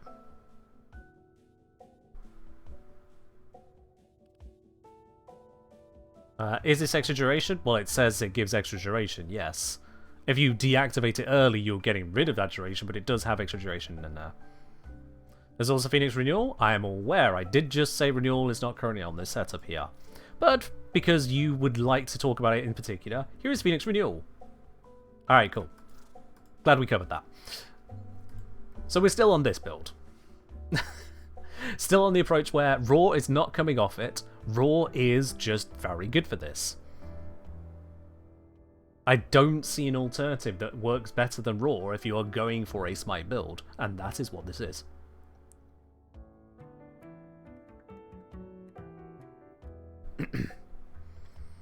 Yeah. I reckon pulls occurs of damage. If you compare the damage to his 2, his 2's damage is not damage intended to kill things. 100 damage, 200 damage, 1000 damage, we don't care about that. We really don't care about 100 or 1000 damage. I see what you're saying there.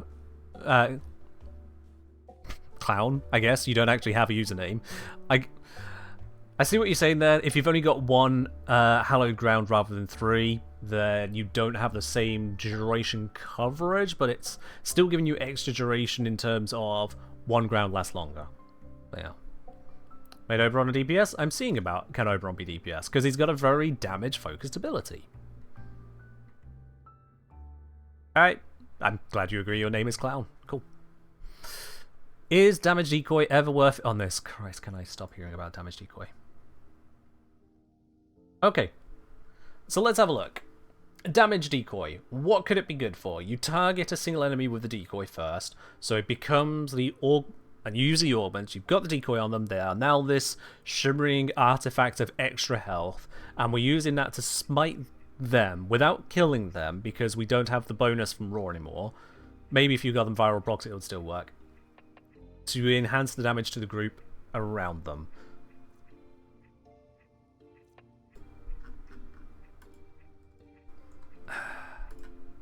Is that really going to be enough?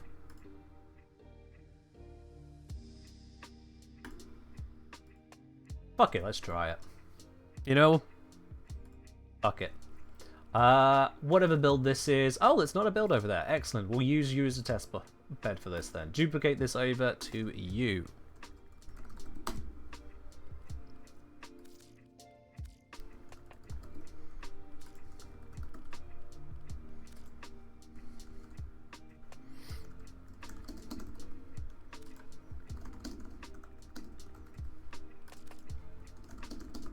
In case anyone else comes in and goes, "Oh, Ken, you haven't finished the build."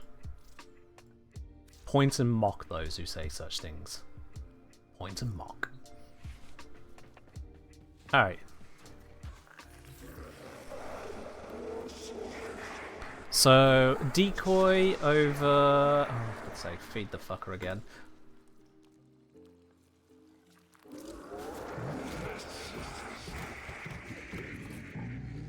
Yeah, I just don't have a use for a lot of these materials. Yeah, we'll slap in the void gels. There we go. Right then. So let's infuse decoy over renewal on that slot there.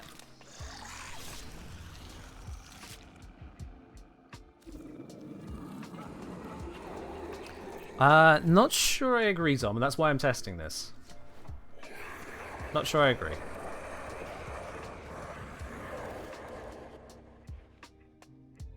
Okay, so we need to take something out here. We can take out Augur Reach. We've got so much range that we should be fine taking that out. That gives us room to put in Damage Decoy. So we can now cast this on the enemies. And with the strength we have on Damage Decoy, the Health Absorb, Shield Absorb, assuming that works on them, I don't even know that it does. Wiki seems to believe it does, so that's cool.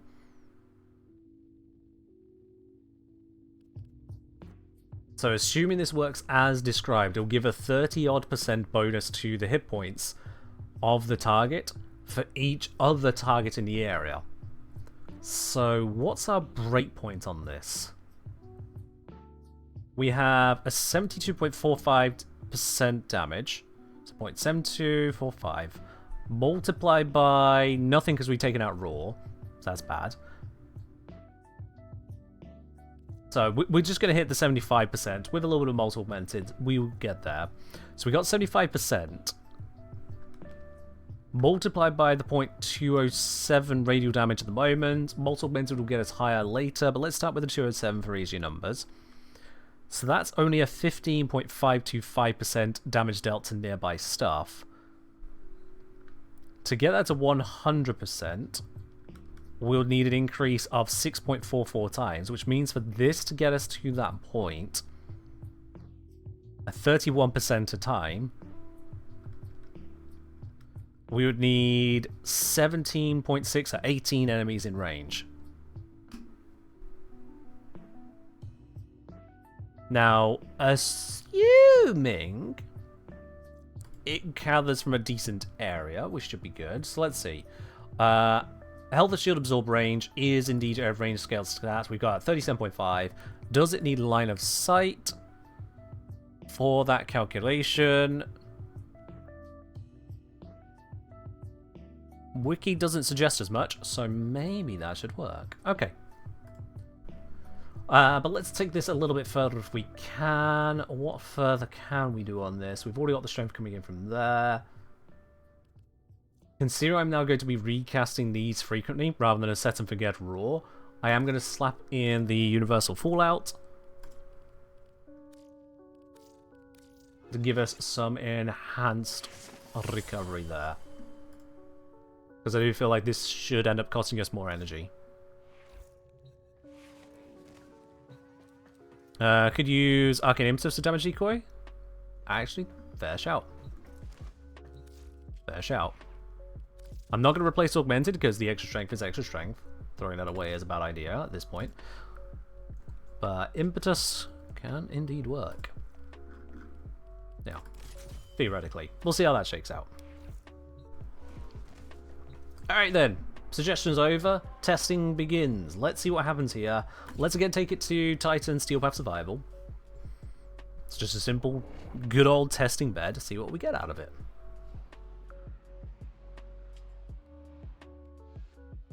Your weapons make music, and the enemy calls for a song. Beautiful.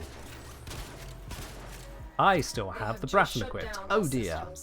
I'm sending life support capsules your way.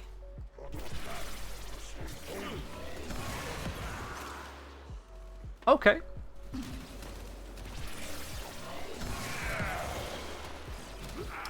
Problem, I have just done that a few times and not been using my 4. Oops, oops, oops. I don't have energy. Ah, I leveled up. That gave me energy. That one works out. Alright then, so casting this here, lift them all up, hit them with that. That did work. Okay, we may have something there actually. Were there supposed to be QTC giveaways today? Yes. We can do some of those. Sorry, it's hard running all those giveaways. There's just too many giveaways. Stop supporting charity so much. I can't give away this many things.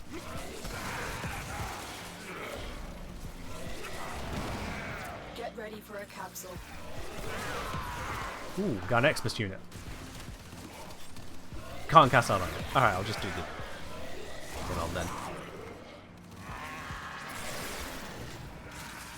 Where's the target? I don't think I hit the right target. No, I didn't. Try again. There we go.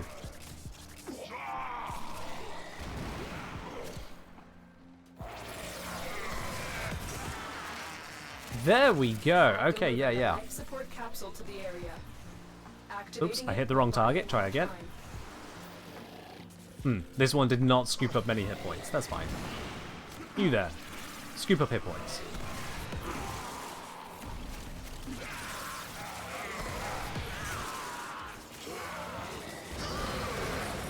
Hit the Xmas, because why not? We could just one-tap them. Ah, there's another Xmas. There we go. Alright then.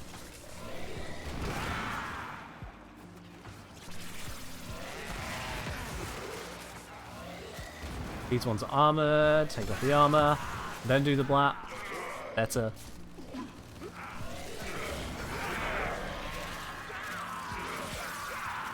Who did I hit? I hit that one.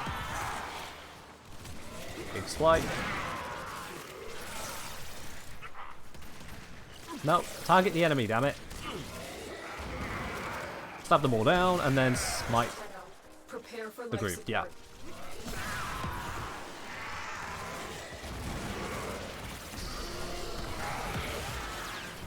The difficulty with this is hitting the right target, because I need to both damage decoy and then smite the exact same target. And that should be easy, except for the bit where it's not. Because I think the damage decoy gets knocked over, don't they?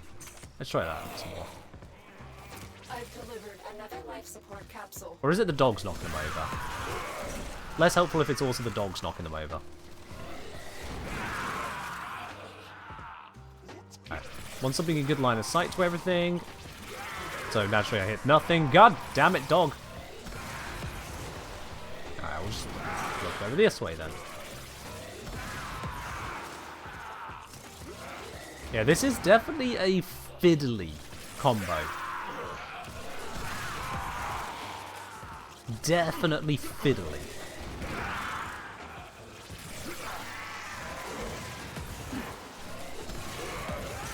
Because unlike the Xmas targeting, it has no desire to single out the high hit point damage decoy target. It seems to want to avoid it, but that's just a skill issue, honestly.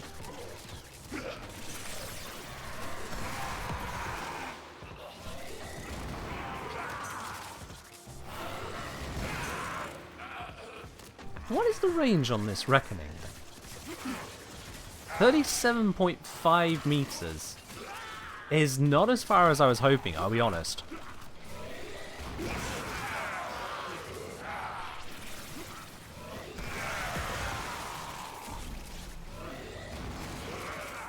Like, I've got 250% range, and that's what I'm getting.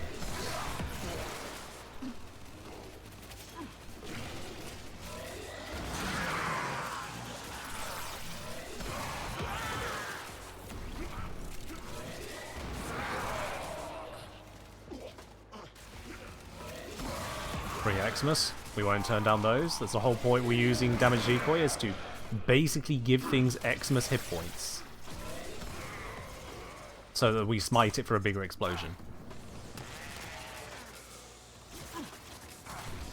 You think Arsenal was giving me the wrong stuff? Let's see. Reckoning.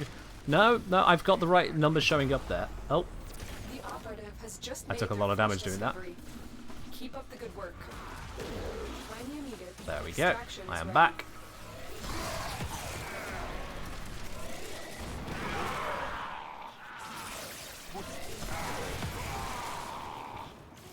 Where's that health leech? It's definitely... There he is. Little bit hard to see the Xmas with the highlight and the radiation effects everywhere.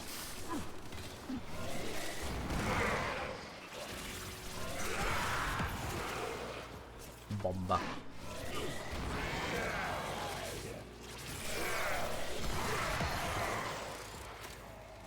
Dedicants are dying easy without decoy?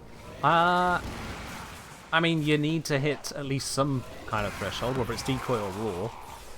But otherwise, yeah, their damage attenuation got removed, didn't it?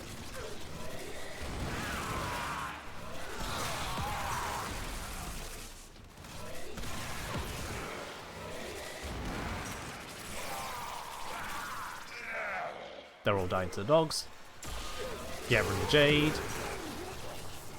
Get rid of the other Xmas. You are the chosen one. Explode. That worked. Alright, maybe I just need to choose things close enough to me that I can just easily point at them.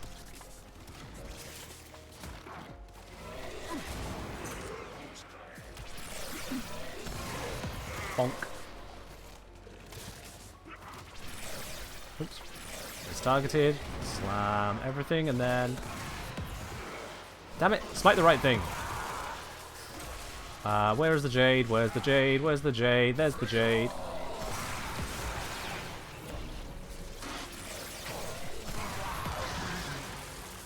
Uncle.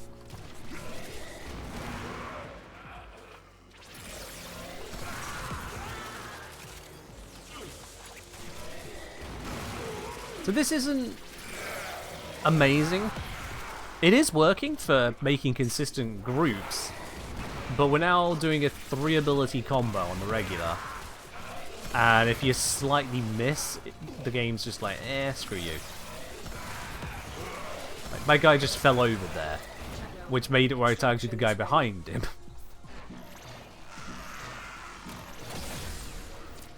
Zom, you've said it like 4 times, so I'll explain it for you. I was going to walk you through it later, but here we are.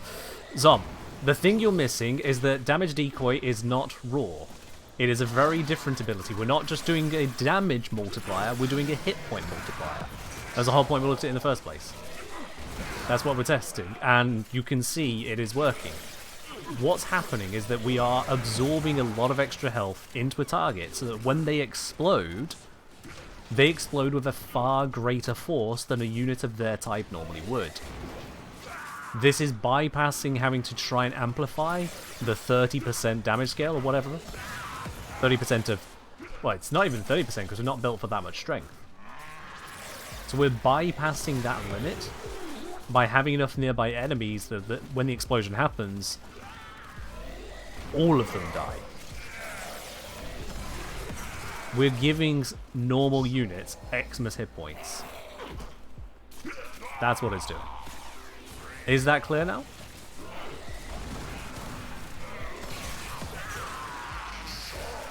The weakness of it is having to constantly first set up the enemies to be vulnerable enough. Second, specifically hit one enemy with decoy and then pop that one enemy. No. Blue in the background? Cool, where'd I put it?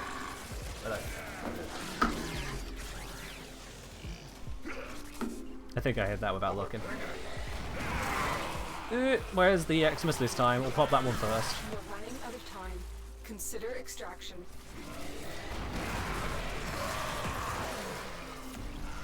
My gun has been taken. I will grab my gun. Oh, I mistargeted. There we go. Bomber.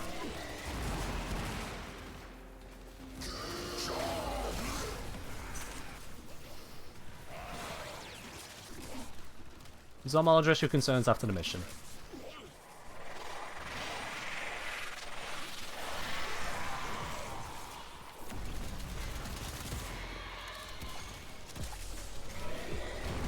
Get rid of the armor. The longer you fight, Damn. the more successful we will be. No, do not hit me like that. That is not fair. Critical life support levels. Ah! Well. Extraction is your best option. He got me.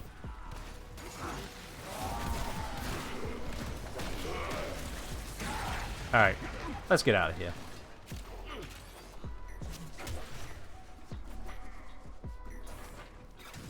Check what's on my Latum, because it did not kill him.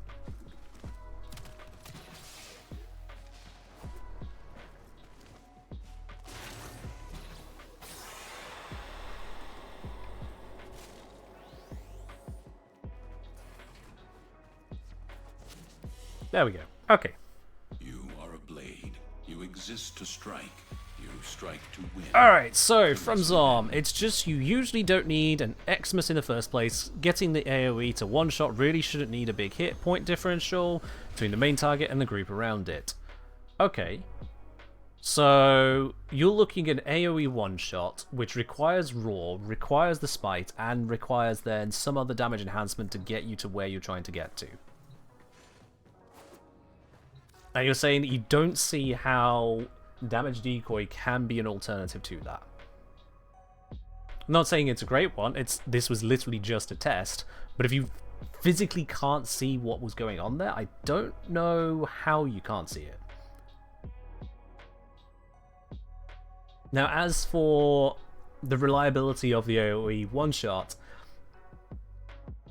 if you get yourself all the way up to the radial damage of 300% strength, so 30% effectiveness... Oh, you meant in practicality. Zom, you didn't use that word in practicality. Alright. So yeah, if you get yourself up to the radial damage 30%, you still need a damage multiplier of 3.4 to round it upwards. You still need 3.4 for it to be a direct kill. You also need it to be 3.4 on an enemy with sufficient hit points in the first place, because if they've already been damaged by something else, they may be too weak to then hit the other ones in the area.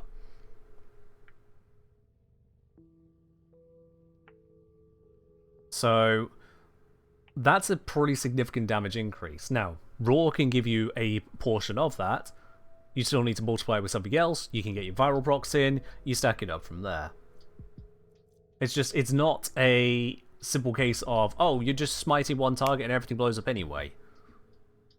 And I'm saying that from the practical observations throughout the stream already of using it.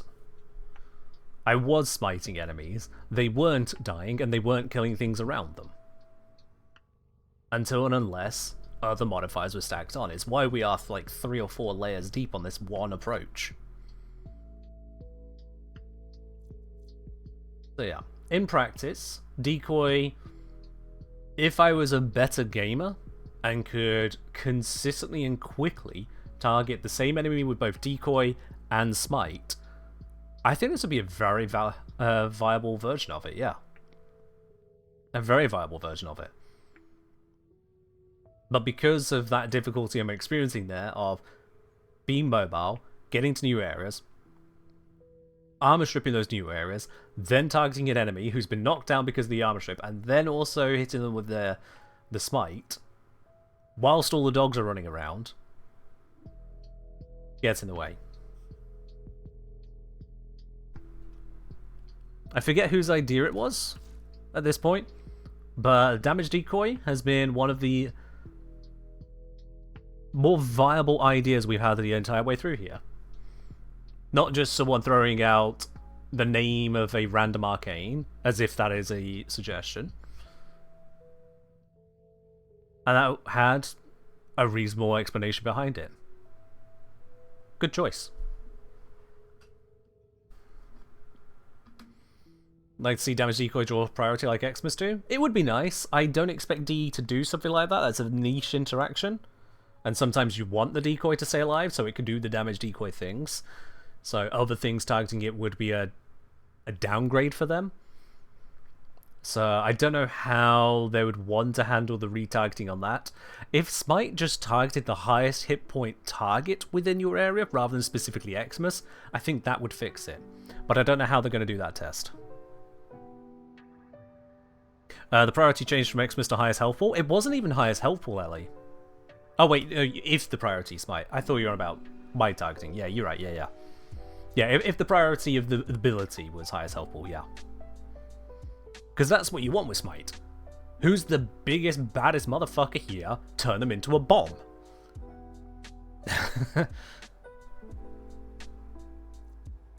So, with that one small change...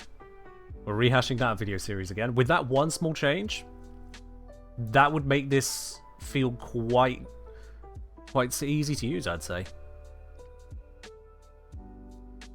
And yes, this does mean you can also put Smite onto Loki for this. Because this just works with that combo that... well, you would also need an armor strip. If you're against armored enemies, this wouldn't work anywhere near as well. Because... yeah, there are multiple moving parts here. So you could get it to work. On the Corpus it would work. On the Infested it should work. But on the Grineer, on anything else armoured, then it goes down. Smite is nerfed in Helminth. What's the nerf in Helminth? Zom has told us there is fun police. Now let's find out what fun police is in the police of the fun. Altered reduced maximum strength. DE, this is not how we do information. Okay, has someone on the wiki taken the time to figure it the fuck out?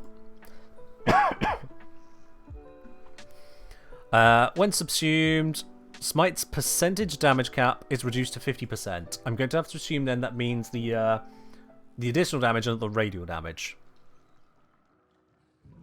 But I have to assume because DE haven't put the information there. If it's just the additional damage, then we're good. Krypton, I don't price ribbons here. If you'd like to get an idea on pricing ribbons, head on over to the Discord, !Discord. And if you head to the Warframe main channel, there is a pinned comment that'll walk you through how to price up your ribbon. So you don't need someone else to do it for you.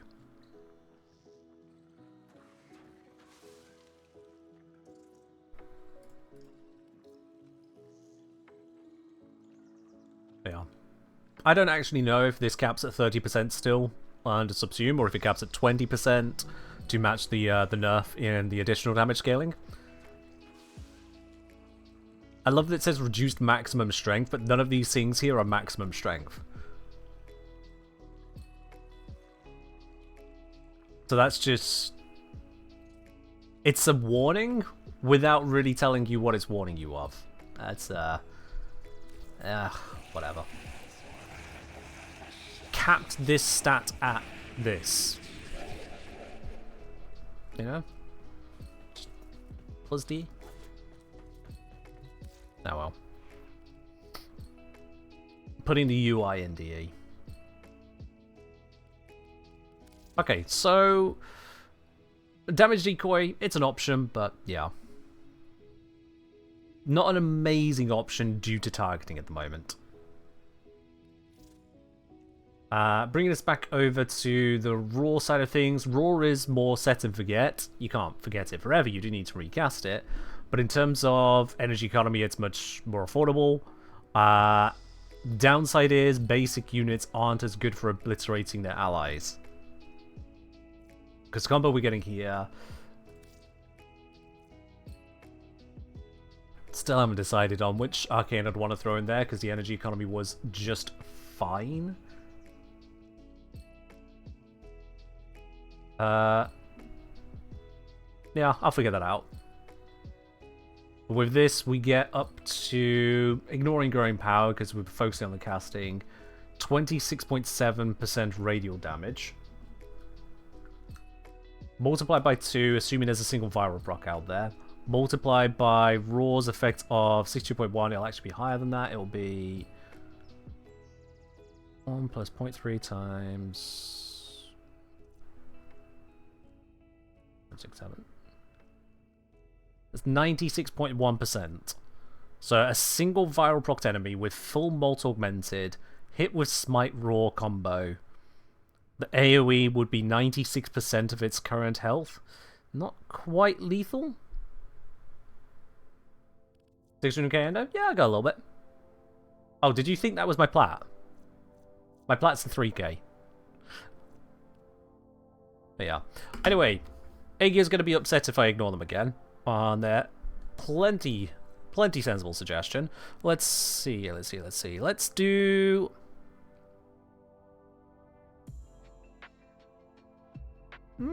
let's do one for each of these configs. We'll do 5 100 plat giveaways. How's that? Hopefully that'll satisfy Aegir's desire for us to have giveaways here. I think that is a fair contribution. Alright, let's load this up then. Let's load this up. Good old giveaway arena.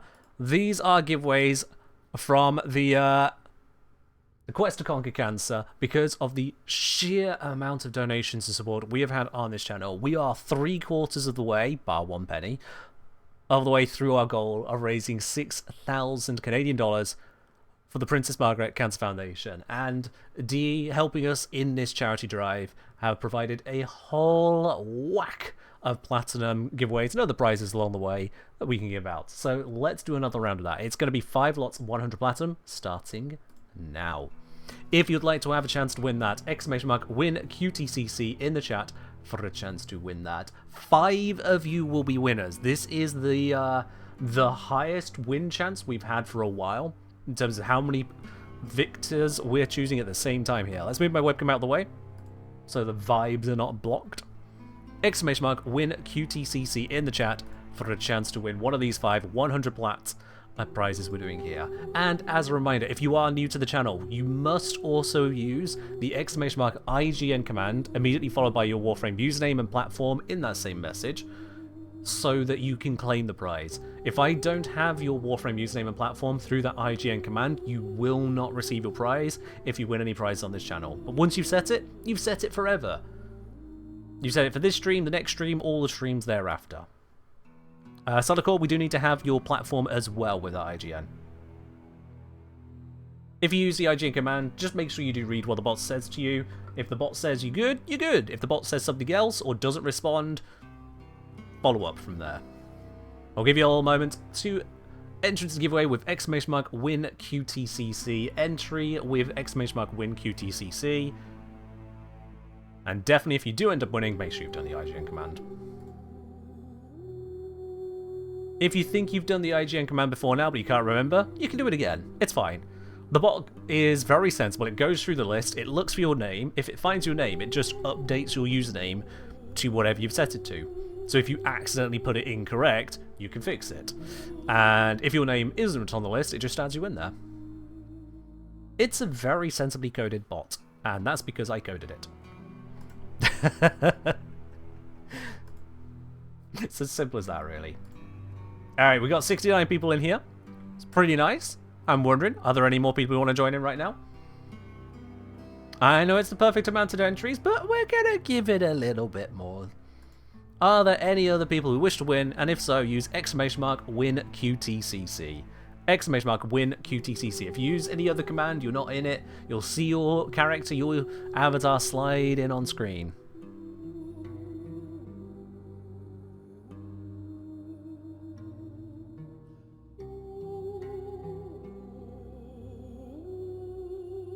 Tip kills, make sure you do pop your entry in first. So if you don't enter, the IGN does you nothing.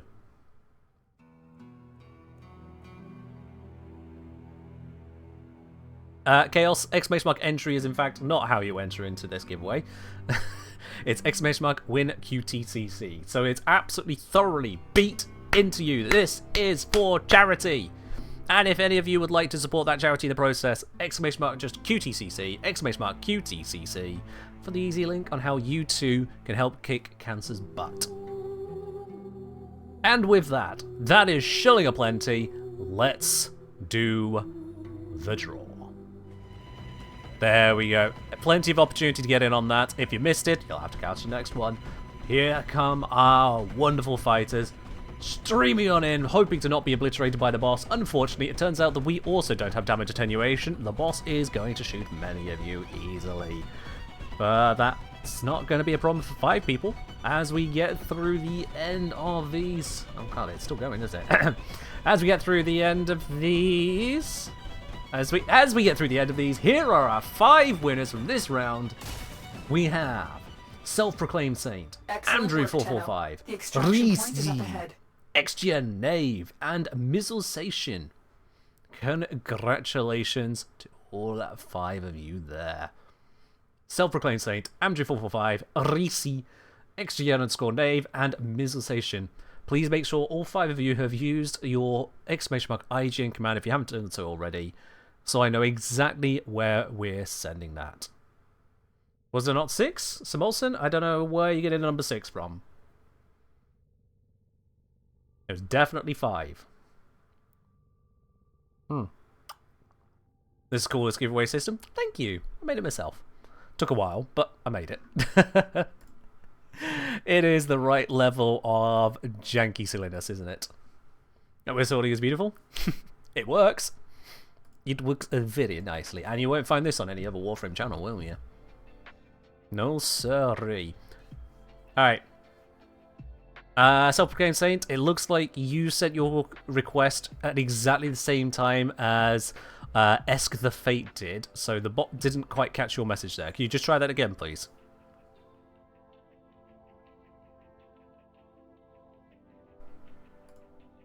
There's one unfortunate downside of a self-hosted bot is that there needs to be some workarounds for what happens when too many people try to use it at the same time.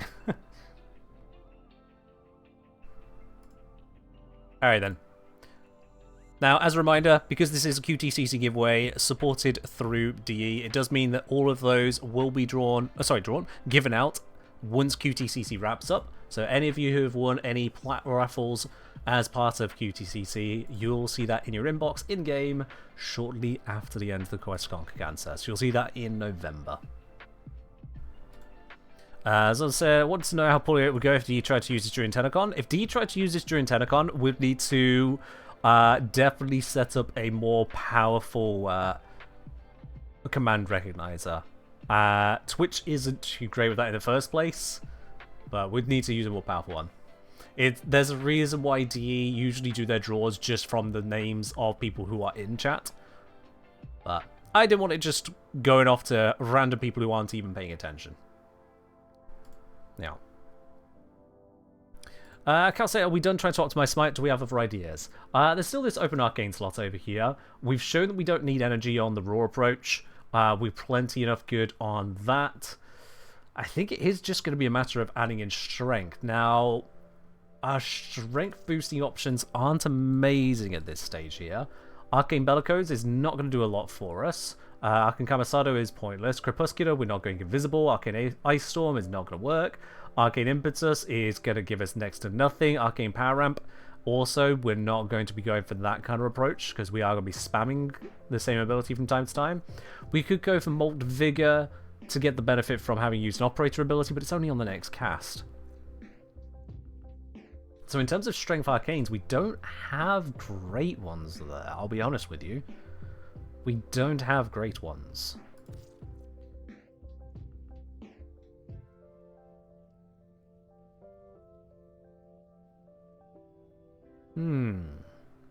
So bearing that in mind then, what else is a risk to us? What else is something we need to deal with?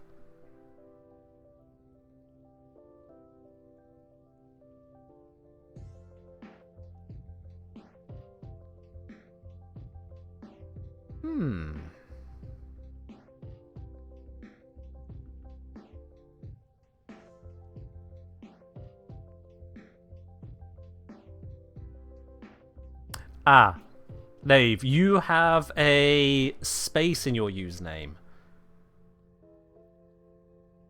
Okay.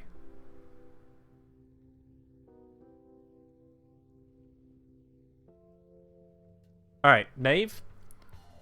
I'm going to dig into the file there and hard set that one. That is a problem. Spaces and usernames do not work well for commands that expect specific numbers of arguments separated by spaces.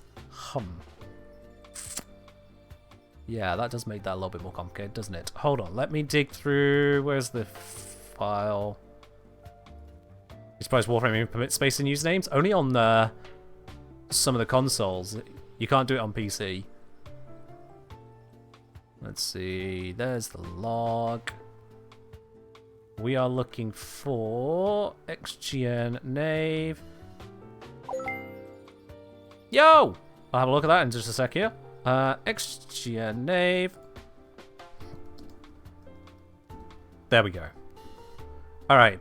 XGN Nave. Never, ever, ever, ever, ever update the IGN command again whilst it's that same username, because otherwise you'll break what I just fixed for you. So because you've got that space in your username, I've got into the file itself and fixed it. So make sure you remember I've done that. Alright, whilst we look at this, we've got from Azook.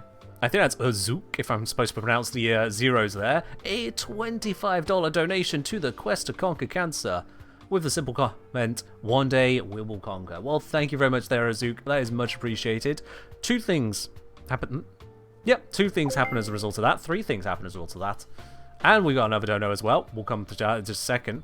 So the 3 things that happen from that. Azook. Actually, it might be 4 things. I'm losing count how many things. We're at a threshold is the point. Number 1. You can also add your avatar to the giveaway arena. That giveaway program you just saw that did the all the Warframes screaming in to defeat the fragmented one. Well, not only did I put that together, but I'm also making it where you can add your own avatar to that giveaway arena for use either just for yourself or for everyone to pick it up if they wish to do so. Everyone VIP and subscriber, that is. So with that, if you would like to add your fashion to the giveaway arena, let me know. We'll take a screenshot with your desired setup, and I'll be adding that once QTCC wraps up. We've got a lot of people's fashions to add in. Definitely looking forward to doing that. Second, by bringing us over the $4,500 threshold, a few things happen. There is another 500 platinum giveaway added to the backlogs. We'll be doing that in the not too distant future. That has added in another Mage stream, so we've got that to look forward to, and you've also given me some more working out to do, because that gives me another 3 squats to add on. Yep, and then from Samolson we had a $10 dono saying, fun fact, Denmark is doing its own cancer thing this month, and and Samolson is supporting both. So thanks for all you do for QTCC, and as well, thanks to chat. Well, thank you, Samolson, much appreciated on that. I do appreciate that there are charity events going on basically all the time, so many people are spent out on charity, but that you are still to make that contribution, I really do appreciate that, Smolson. Thank you very much on that. So that gives us a total of 4 squats to do, as well as all the extra bits and pieces happening. Let's get that going now, shall we? A quick exercise break. It's only 4 squats, but it's still 4 squats. As my hip tries to break, oh dear. Alright then, legs are decent distance apart. Okay, arms up over there. They don't need to stretch, I just needed to stretch there. And a 1, a 2, a 3, and a 4. There we go. You get to no, I go low. Yeah. Alright then. Let us resume our warframing. If you're on the Twitch chat here, Sippin, you're going to need to use the Twitch chat like everyone else, please. We have the chat for a reason. If you wish to reach out to me, that's how you do so. Alright, so in terms of the arcanes, I gotta be honest, I don't have a great choice at this point, so frankly, I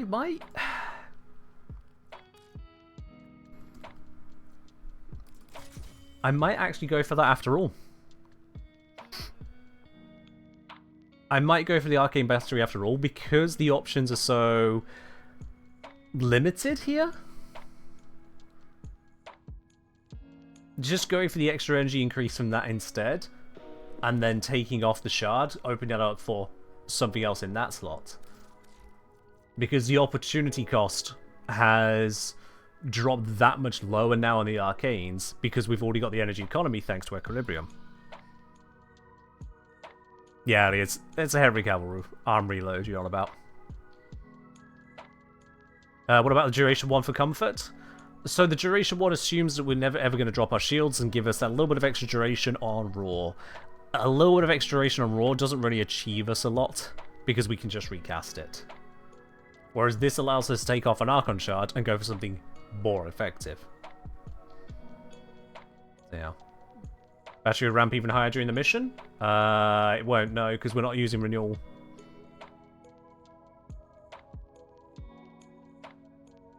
Yeah. Steadfast, I wouldn't particularly recommend, because it gets in the way of being able to rely on additional shield gates from the Augur set. Which, if your passive health orb gets overwhelmed at some point, having that shield gate is nice to have as well. Or refreshable shield gate. Does it 4 and 2 give armor? That takes armor. Oh yeah, you do get a bit of armor from that. You're right, yeah. This one doesn't give armor, but you're right, this does give armor. Yeah, I forgot about that. They added that in. It's 3, 4. 2 doesn't give armor though. Nothing about that says anything about armor. 2 only gives armor with renewal? No, it doesn't. That got changed. They specifically changed needing hallowed ground for the armor buff. It's just on renewal now. It's just right there.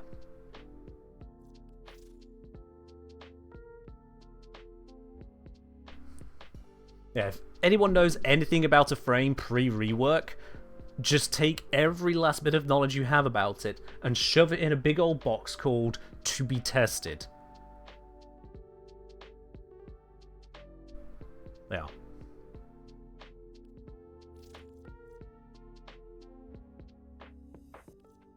Anywho, alright then. With this pretty much gets us as far as we're going to get with this. So let's give it one final run through. Using the Oberon, Smite setup. Not going to go for the extra shards just yet, but we know it's there. Actually, no, what's our breakpoints? Before I do go in on that, what are our breakpoints at the moment? We've got 207% strength. I can shard up for more strength. So with multiple vents we get 267%, not counting grain power right now. And then the damage increase on this, 30 times 2.67, 80.1 it caps out at. So we got 26.7 multiplied by 1.801 multiplied by 2 for a single viral proc is 96.17. No.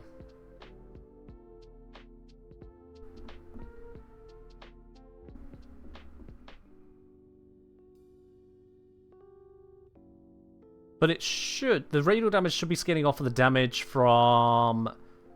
Actually, does the radial damage scale from the hit points of the target or the damage dealt to the target? I don't actually know.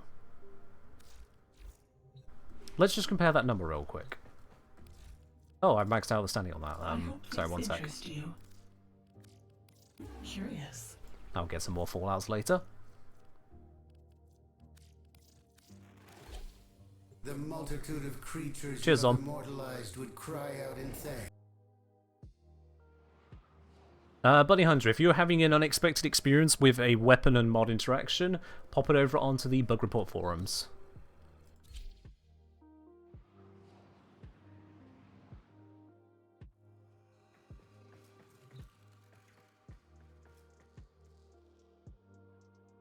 Eric? Not sure what you're on about, sorry.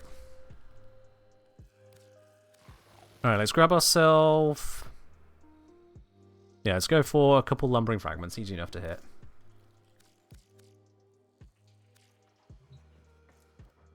Keep the Agamizer out of the way here. So...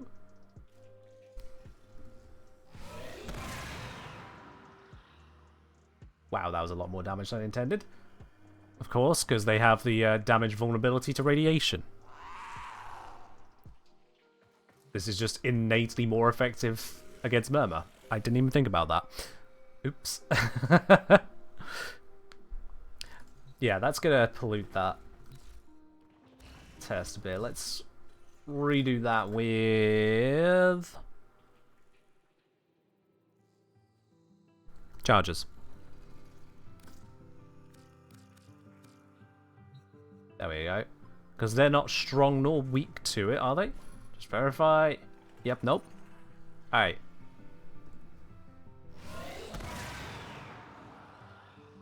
There we go. So let's just compare those numbers there. Let's grab that recording. So, I dealt 106,474 to the main target.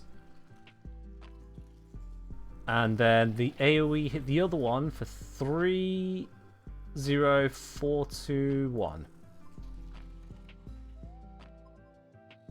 Which is 28.6%. 28.6?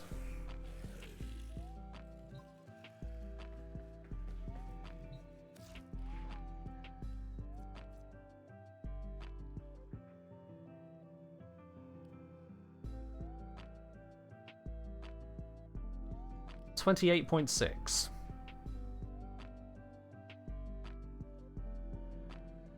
That's...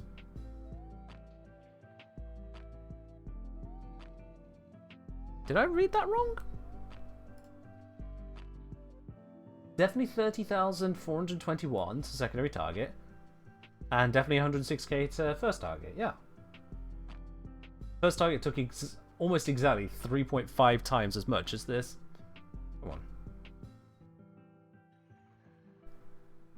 Killed one, see Arcane. Yeah, the Arcane gives you a fractional percent of an increase.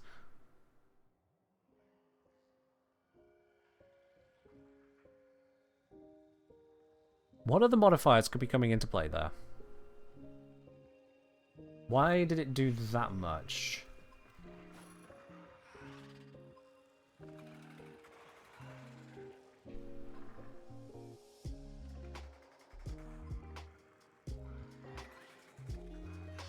Is it 20.7% of the primary target's max health? Oh. Hold about. Oh yeah! Oh yeah! Right, I see what... I'm picking up what you're putting down there, Ellie. I'm picking up what you're putting down.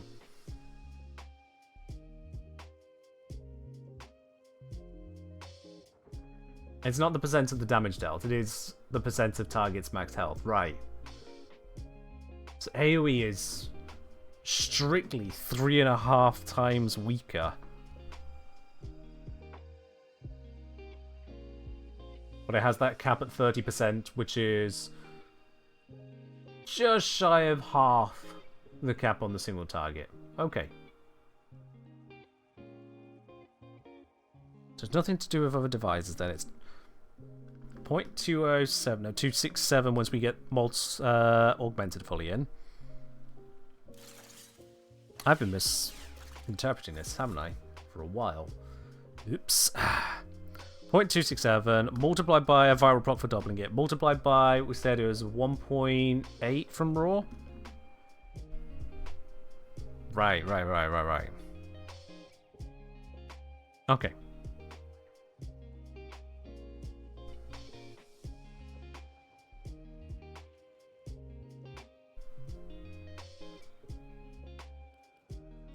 So this is going to be where that graph Zom posted is of its relevance.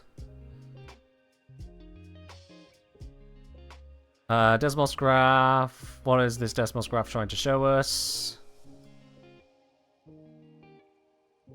That.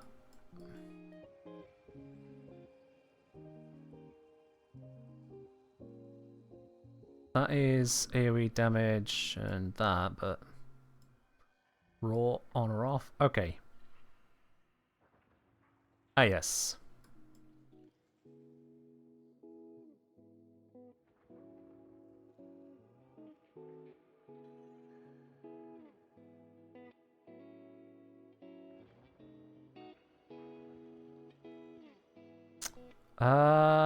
Not sure on that. Oh, wait, yeah.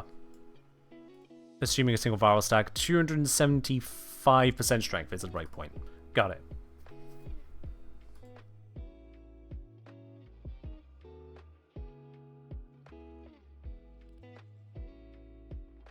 Okay. Also, yeah, let's just quickly check if this is a current health thing. It is, yeah. Definitely current health. Okay. So from that bit there, 275% strength is the breakpoint we need. I'm currently hitting 267, so that's why it's just shy.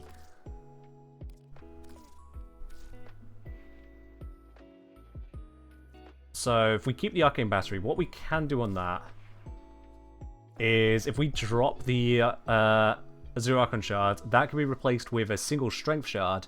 We're over the breakpoint. One strength shard is all it takes. Alternatively, we could drop Cutting Drift for Power Drift, and that would get us over the breakpoint. So the point is, you can get to the breakpoint various different ways. I would say Shard is probably the better choice, simply because you can't Shard in range. Range is really restricted. And yes, I know Growing Power is there, I'm just not using it. It's just there.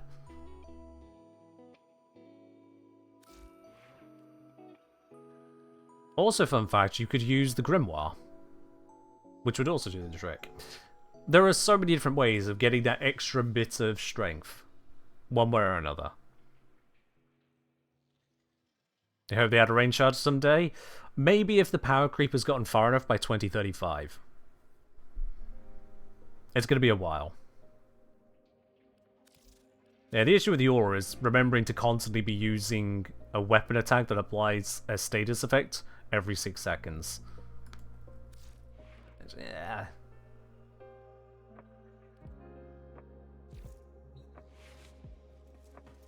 But yeah, single viral proc. And the breakpoint of strength gets you there. So that brings back to the question of the orange shards for extra damage on enemies which are affected by radiation.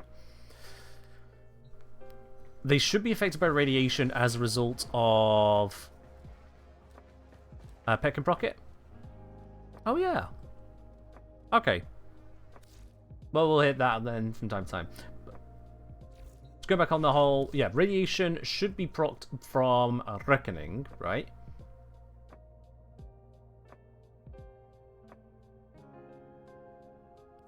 I'm gonna go verify.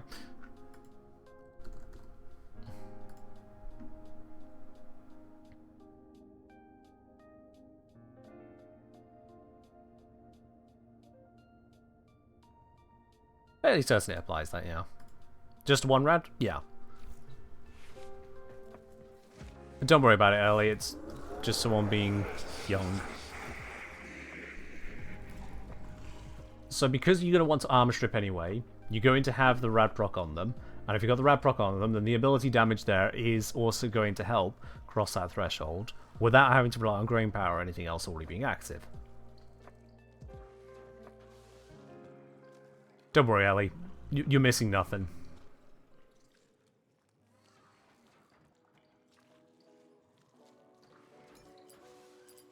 At least nothing worth the brain cell.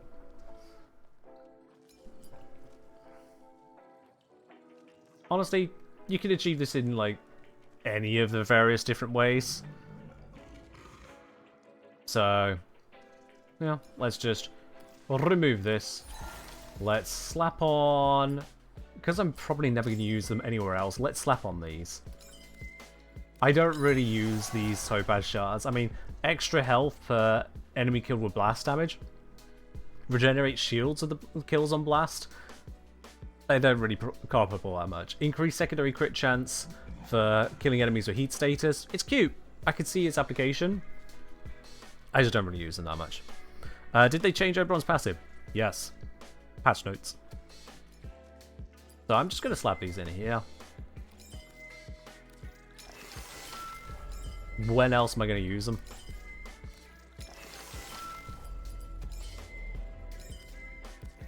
And with that set into place in its somewhat awkward fashion, we now have easily enough to pass every single breakpoint. A lot. A lot of companions do a lot more than one fire proc. There's also that, yeah. So this basically just locks in that even before multi-augmented scales up, we should be doing well. In fact, let's look at the numbers without multi-augmented for a moment here. Let's look at the numbers without it. So 207% strength. We've got a base effect of 0.207 here, multiplied by raw for 1.621 is 33.55%. We then have 1, 2, 3 basic shards and 1 Tau Forge. That is 45% multiplier, so 1.45. So that's at 48.65%. A single viral proc still doesn't bring that to lethal. It'll bring it to about 97%. But that's with 0 molt augmented. With just a little bit more augmented or a second viral proc, that'll be a lethal AoE on same health targets.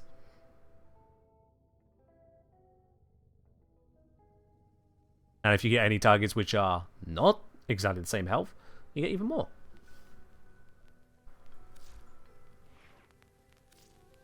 Yeah, I think in terms of optimizing a Smite Oberon, which has us about there. Maybe with growing power? Well, yeah, growing power also gets you there. Same difference. Getting a strength scale or getting something that improves your damage will improve your damage, yes.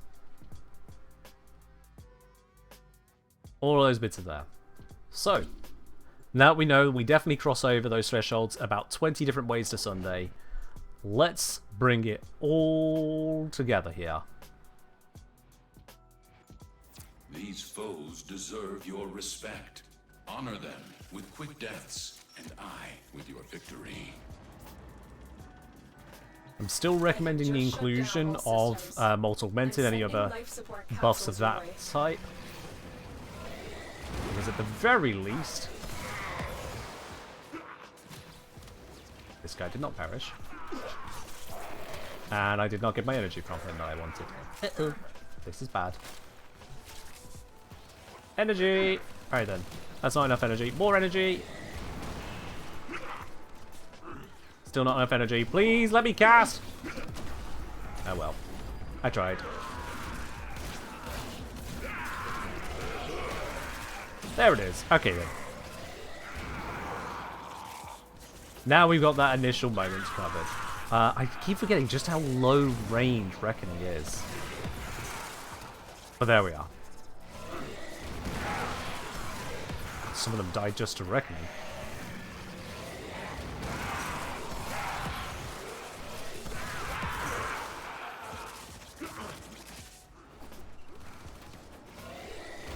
Life support incoming. Hit the one with the high hit points. There we go. That is definitely an awkward spot for Smite, is that it doesn't target highest hit points near reticle. Definitely feels like a weak point.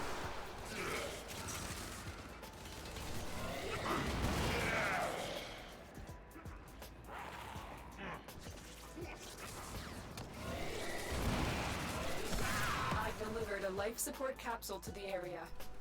Activating it will buy you more time. Oh, that was a clean one.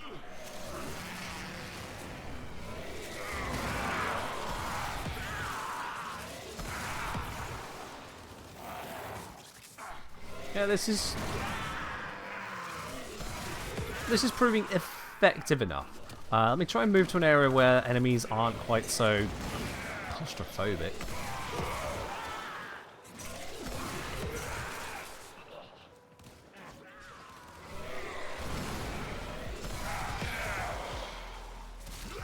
This will be a better room, I hope.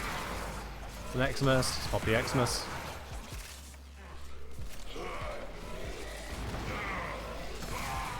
Move the ones out of here. Let's get more spawning in the big room. Alright then.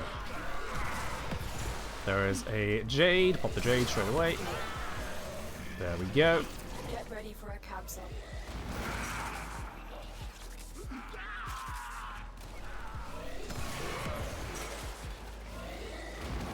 Armor strip. Hit the big one. Flap the group. This is very energy intensive, so we are utilizing those health orbs a lot. Equilibrium keeps on winning in that regard. Additional life support has arrived. Come on. I can't tell how many of them are dying to just Reckoning, to be honest.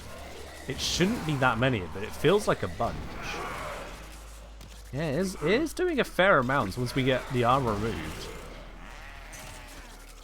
All the strength, all the raw buff, all the viral procs.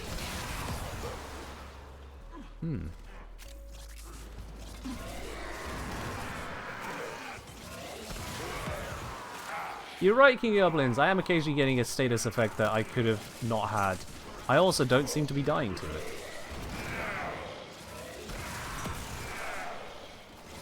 And then I'm not spending the extra energy on constantly giving myself some healing that I don't need.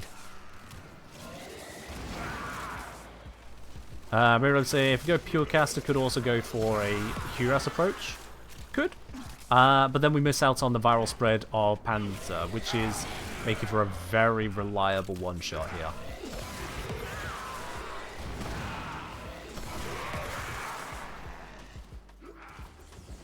Like, Cuirass can attack, but it can't do Panzer spread.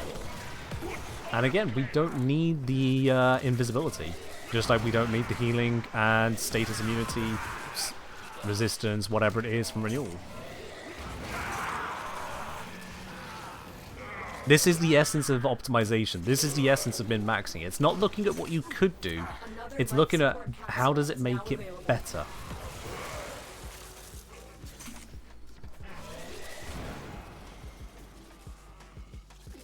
LE Contagious Bond would only be good if it leads to an actual kill with sufficient viral status already procced to then send it far enough. So you'd need the cuirass to apply multiple viral procs on a target that it then kills, so not us somehow, and then to send those far enough, reliably enough for it to matter. I'm still wielding the shitty brattle, goddammit.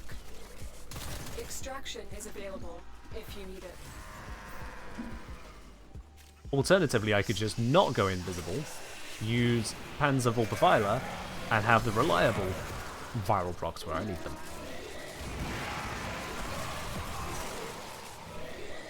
And again, this is Warframe. If all of you want to do something different, that's fine.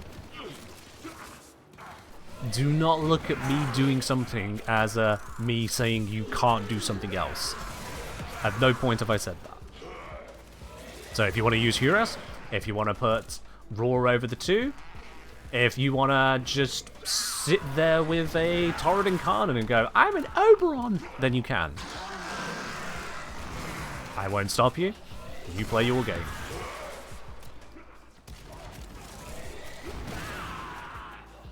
But in terms of do the suggestions materially change and improve the build in a way that's worthy of note?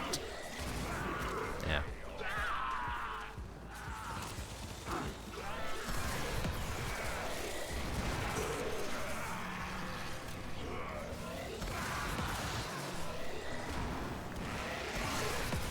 That was a 9.5 million damage single target on the Smite. Not bad. Is this only one former? I think it is, yeah. One Omniformer, but then it could have been any former, really. I just left the polarity like that so that I could make further changes and build other builds. Omni for the win.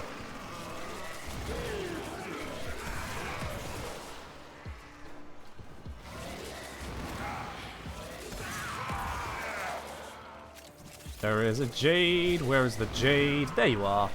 Hop. Being able to just look at an Xmas unit and go, no, is really nice. There's no overstating that. No. Extraction is ready. Now, our kill rate here is not good, though.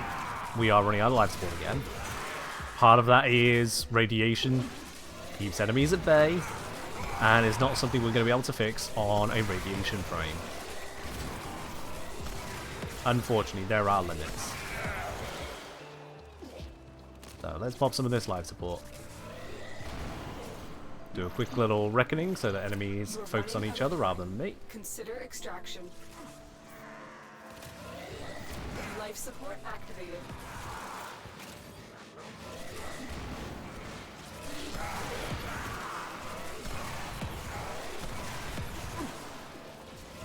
Goblin's asking, what about adding Rad to the Vulpaphiler for viral quills?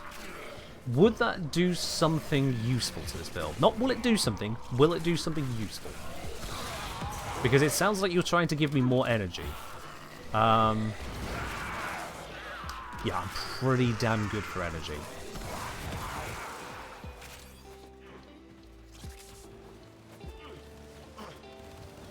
Eric Conrad, why is not a complete question without context? What is your context, please?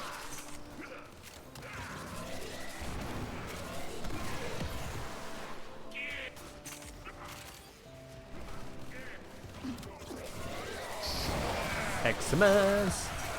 Even more reliable bomber.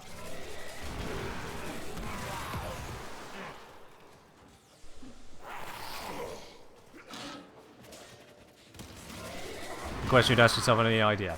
Fair enough. Oop, more ran out. Let's fix that. There we go. I think I just reckoned that knocks to death, which works. I've delivered another life I'm actually support surprised capsule. by the damage output of Reckoning, not gonna lie here. Like, there it was only 28k, but I've seen other instances where it just feels so much higher.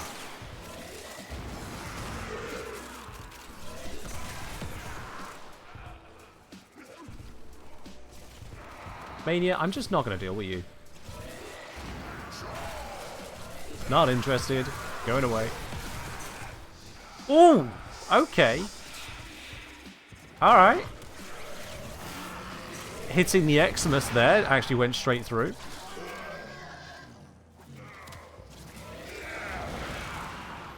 Take that damage attenuation. What did just happen? So, Share in this bounty. I walked Mania over towards an Eximus unit, targeted the Eximus unit with Smite, and with enough other buffs stacked at the same time, they got smoked.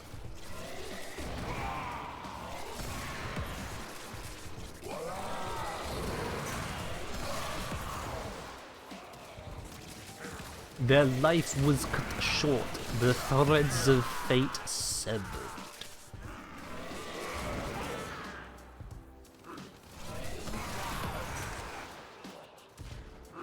Had a good case for reboot? Reboot? Now what are you about, Zom?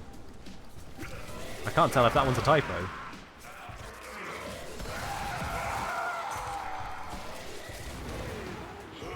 Would Korra's Ensnare work for this build?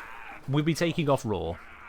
And by taking off Raw, we lose then the one-shot damage on main target and the AoE blappening as well. Bearing in mind that this is a smite that has no damage fall off. Locus 3. Oh, right, Zom, you've just got an entirely new thread of thought. You heard a good case for reroute in an entirely different conversation. Got it. Because reroute is not going to be used here. It's not a subsume. You got to give us context on this, Zom. You can't just have a thought out of left field like that. Life support has been replenished. None of us knew you were deciding to now start talking about no-code builds.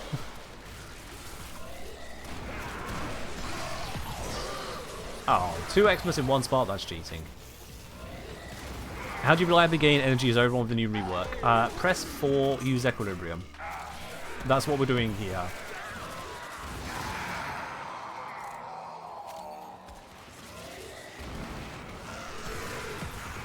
Yeah. Press 4. They die from it. Health orbs happen. Equilibrium. No kidding, Zom. No kidding.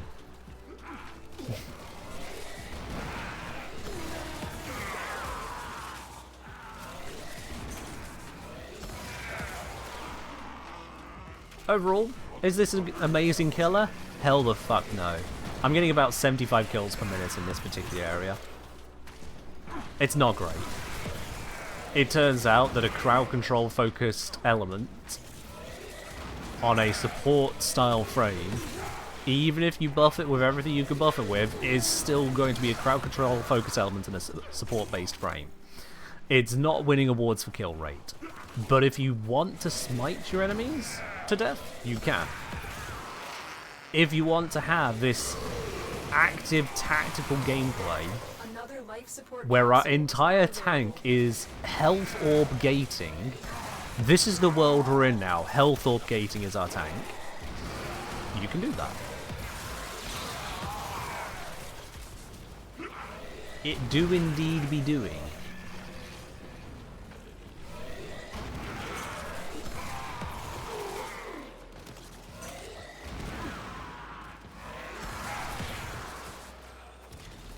As this is a percent of current health, will work on level cap. Oh yeah, this is level agnostic. Armor stops scaling, and damage just goes up with any amount of hit points. So this will work at every single level identically. In fact, the very fact that I am tanking as well means this will work all the way out to level cap. Because my tank is certainly not hit point based. So yeah, I've just created a level cap survival Oberon. You're welcome.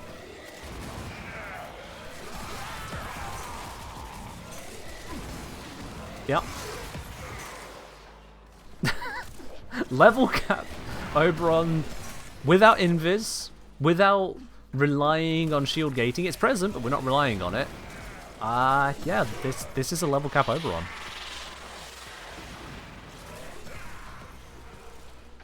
Alright, Misery. Where are you at?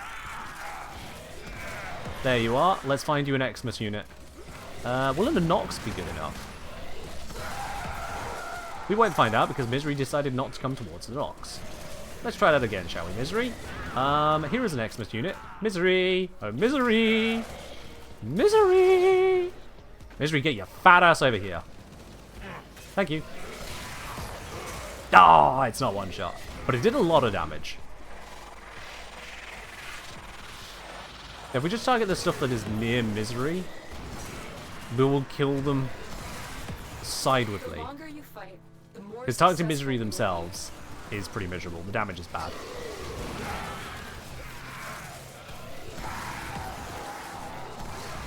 There's the Xmas I wanted. Are there drops? Twitch drops? Not here at the moment, no. Those will be here on Wednesday. You can look forward to them then. Do I have any augments equipped? No. 0 augment build, 1 former, 1 subsume, a couple arcanes which are doing work. Not strictly necessary, but they are doing work. And some Archon shards which are also increasing the reliability of this.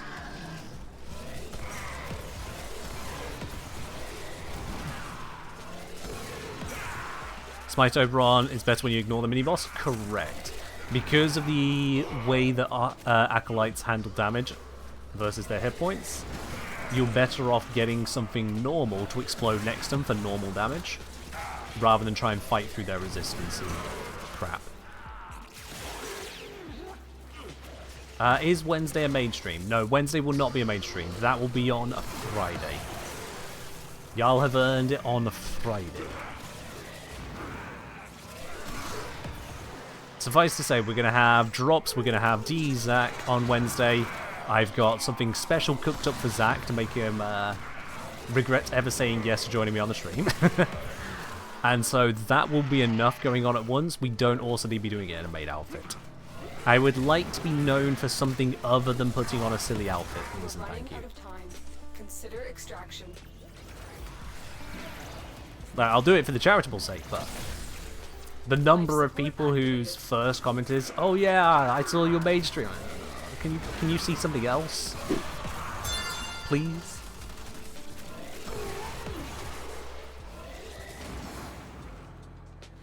Yeah. I'm armor stripping and raw, so acolytes can just be shot. That's also true. Yeah, you can just use a weapon still. Just because you're Oberon doesn't stop weapons existing.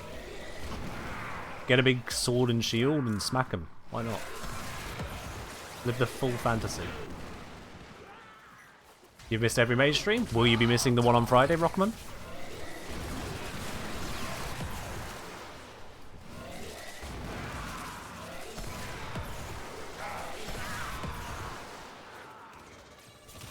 How hard is it to kill a Hydralisk? Need one for Nightwave. You'll want to capture one preferably, because then you get better loot, and it's effort.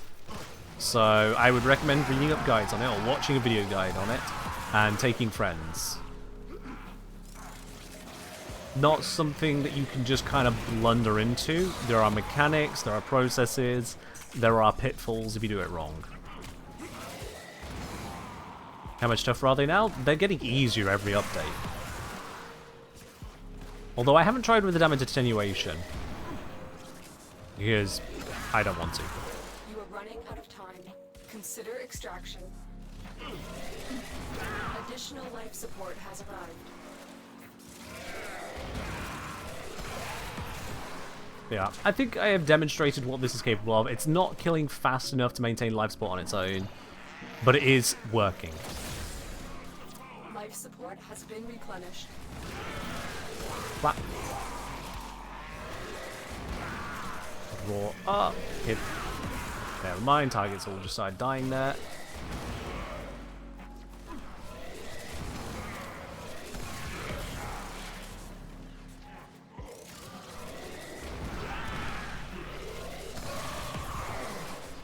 Yeah, this is maintaining. Alright, we'll do the last acolyte and then I'm going to extract. Actually, we'll get, yeah, last acolyte and the 20-minute mark on extract. Probably wanted to keep that, but okay. Malice, malice, malice, malice, malice, malice. Let's roll out of that, thank you. I've had a weapon taken from me, oh no. Armor strip is successful on malice.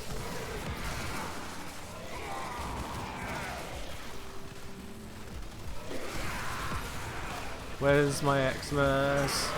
I see a Nox. Nox is not in range to hit Malice. Where's Malice? Malice is right next to where the Nox was. What the hell? Alright. Roll up. Let's move over here. Malice is here. How convenient. There we there we go. Malice came over to the Jade Xmas, and so Jade Xmas went black. That works out quite nicely. What our 10OCT25 just Alright, let's get out of here. Not do this without you. I've delivered another life support capsule.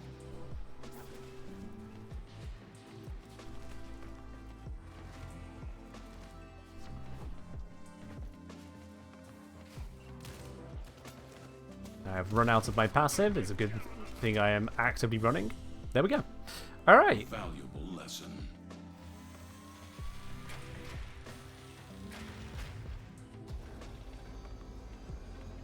Very Critical nice. Life support levels. Extraction is Also, your best 20 Arcan option. cells in 20 minutes. That's not too shabby. Ah.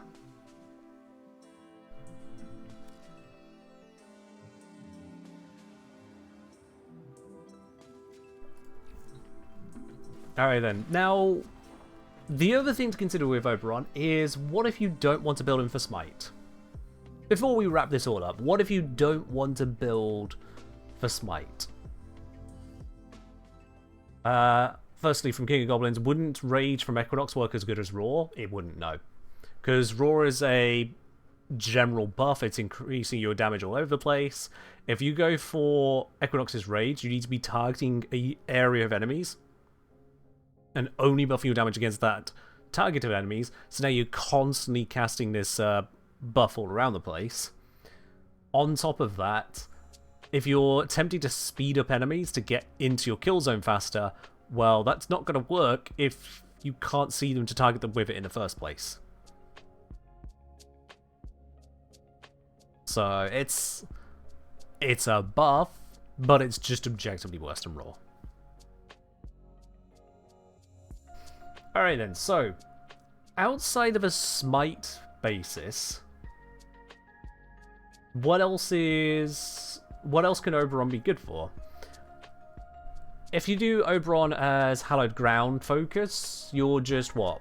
Giving out passive status immunity and irradiating enemies. Cool, okay, every Oberon that doesn't have it subsumed off can do that.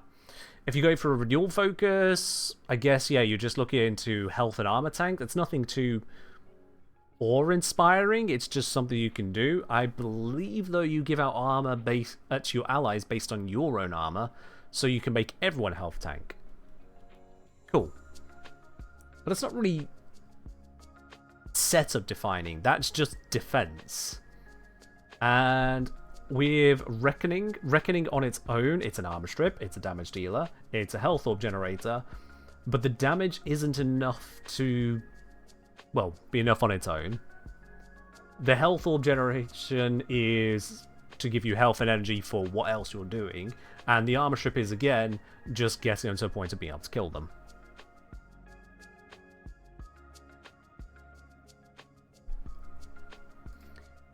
Gorilla's saying, no, it's a multiplier, you double ally armor. You don't just simply double ally armor, do you? No. Renewal. Oberon has his current armor increased by 50% modified by strength, while allies are granted 2 times the armor Oberon gained. Armor increase is applied after all other armor buffs. Armor buff is capped at 100% at 200% strength. Yeah. Is Archon Vitality worth considering if you keep a renewal? Archon Vitality. Are you on about Archon Intensify? Archon Intensify gives you the extra strength bonus if you're healing. So you might be on about that one. Because Archon Vitality is heat, and that's not Oberon.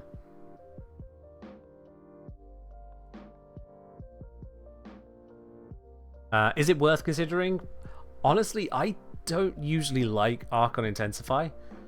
Just because it's a bit of an awkward one at times. It's a relatively short duration on it. If people haven't needed healing recently, it basically just shuts off and you lose out on your strength bonus. I'm not usually a big fan of it, but if you can make it work, make it work. It should be triggered by it, is the point, yes. But here's my point, is that, look at this, and this is why I started with Smite, to be honest. Hallowed Ground is not something you really build around, it's just something you include in your builds. Renewal is not something you so much build around as include in your builds. Reckoning is not something you so much build around as include in your builds. And so, if none of the other three abilities are something you can build around, they're all just kind of useful. Don't get me wrong, they are useful buffs and support tools. If the rest of them are just there,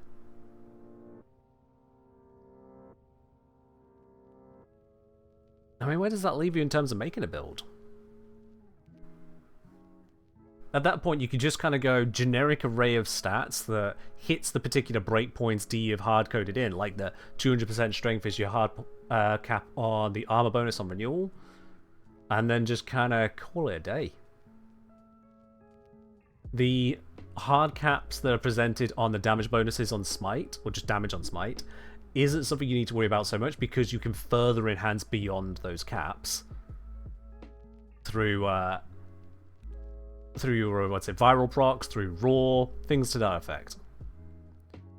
Now, I would say there's no reason not to build Smite. I wouldn't say that exactly, Tom, because building Smite is a very specific approach, and if we're not in a situation where we can really make use of that AoE single target blapper, then we're putting ourselves into various disadvantages. I would say that Oberon could basically be split into two options. It's either Smite with support, or support and Smite exists.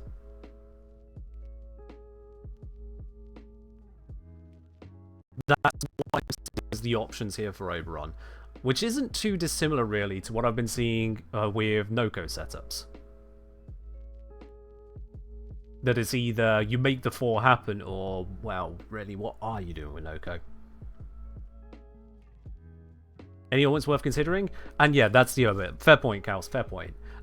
You otherwise then are looking at augments, and what can you do with your augments? I'm just going to delete all this for now, so no one gets confused. So in terms of augments, you've got Smite Infusion. You don't build around it so much as it is there, it's a buff. If you're not going for a Smite first approach, Smite Infusion becomes probably much more valuable compared to what Smite can actually do for you. Smite then just has the passive of wiping out defense on a single target, so making those Xmas controllable. But otherwise, you just Smite Infusion, Smite Infusion. Heroic Vanguard saying 2 and 4 augments are definitely worth building around in my experience. Is that your experience post-rework? For Hallowed Ground, you've got Hallowed Eruption to deal a bunch of damage and radiation status. How much damage are you getting out of that? How much damage is that actually giving you?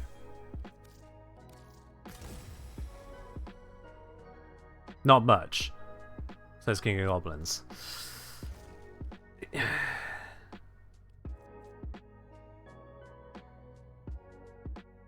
I love that it says damage 100, but if we're going to know remaining damage, we need to damage over what period of time? Yeah. Heroic says, Hallowed Eruption can make for a decent nuke with Roar. It doesn't have LOS restrictions like Reckoning does now. A decent nuke, you say? Okay. Hallowed Ground.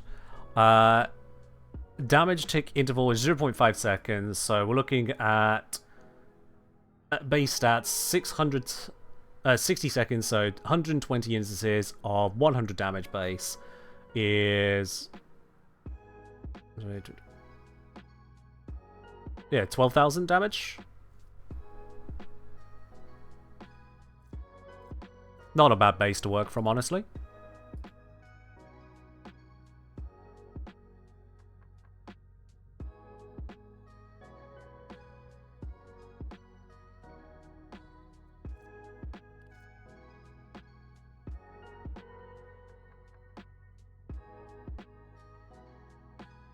That could do something. Let me quickly throw something together on that.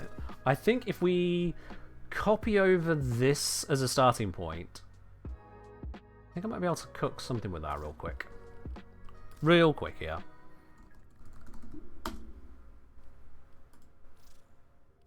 Okay, so taking this starting point, but now... let's see.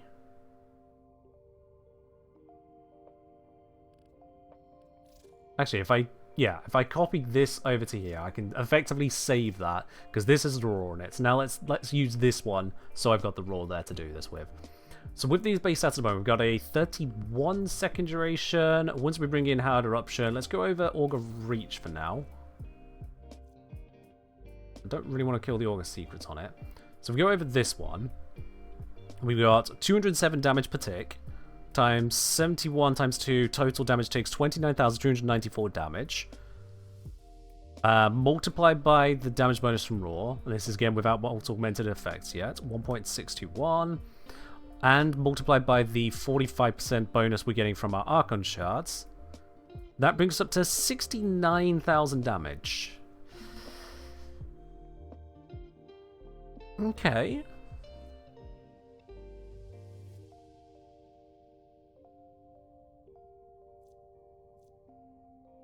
That's not amazing, but combined with an armor strip, it can be enough.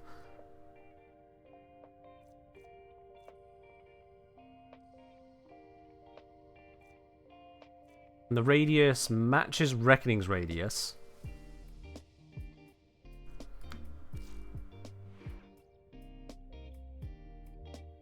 Because then you've got to multiply in the effect of viral procs, just like we've been doing with Smite.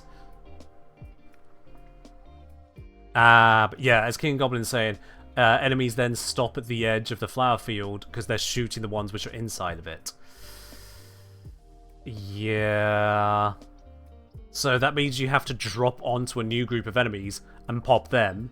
Then you go to a new area, drop onto a new group of enemies, pop them. You can't wait for them to come in. You need to put it on them. Sialtid? Sialtid can do a bit of grouping, but it's not got that much range.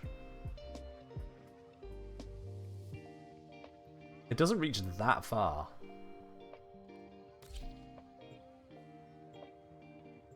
And if we're having to combine a Sialtid group and a Hallowed Ground into Hallowed Reckoning, on top of having Raw going on top of Reckoning going on, like how many moving parts do we need?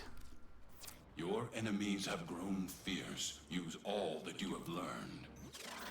Because you gotta remember, our Subsume's already taken for Raw, so it's not like we can use an ability to help us here. They're trying to choke you out. Hold on. I'm sending auxiliary life support. Alright, let's try this. So we go... bang, bang, bang. I said bang. Okay, it took 2 casts there to kill. Bang, bang.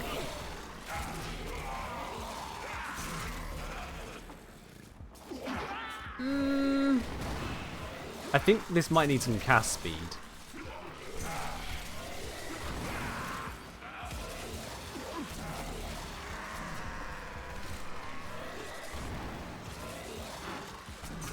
There we go.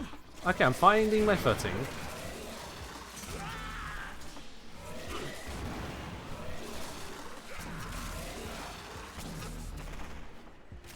I mean, I've got 100 kills there in a minute.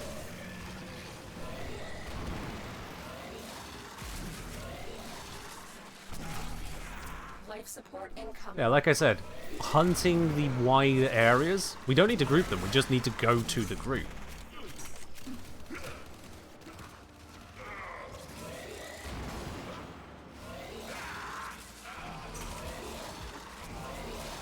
Oops, didn't mean a triple cast there. Wasteful. Doesn't need line of sight. You still need to armor strip them, otherwise the damage is pathetic. If you're not defense stripping, you're missing a lot. I can still smite the Xmas.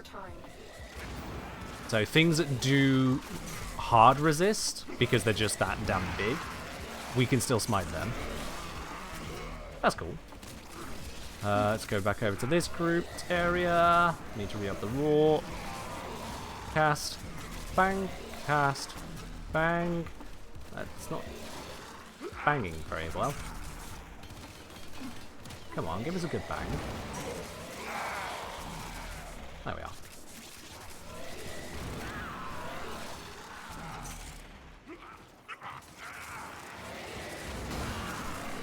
Now, I'd say if you're dealing with enemies getting stuck at the edge of a zone you are constantly exploding, you're doing it wrong, probably. Because this is getting around that already. I'm not having to worry about enemies being at the edge. I blow up one area, and then I move to the next area. Oh, we're going to have a Stalker! Okay, well that's a problem. Because none of this works against Stalker.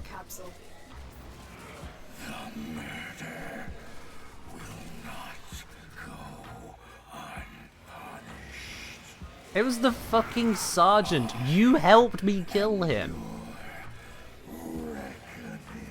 Don't come at me with some post-murder regret. You were the one doing it. Yeah, I was afraid you were going to say that. Where even is he?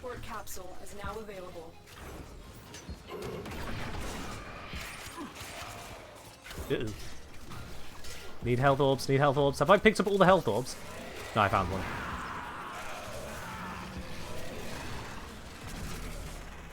There we go. Alright. Shady, where you at?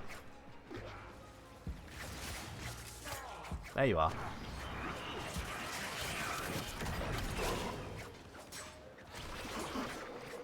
Yeah. Alright, you do your spinny thing for a bit. Recharge your shields.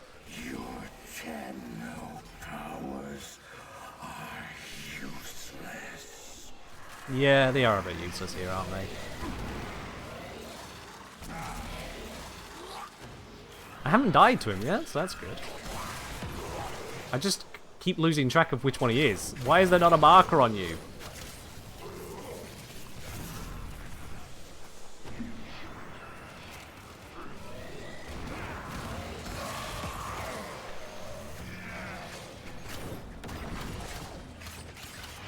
I mean, when he just goes invis like that, it's just rude. There we go. That's the most I've had to fight Stalker in a while. This was not a kit set up to deal with them. Kindly no on the Jade. Thanks.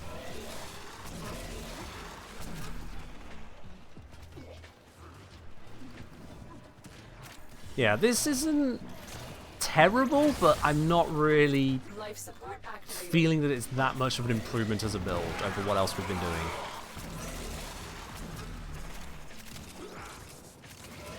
Now, if you're on low-level content, you probably have a map nuke. I wonder how this would feel on low-level Hydron.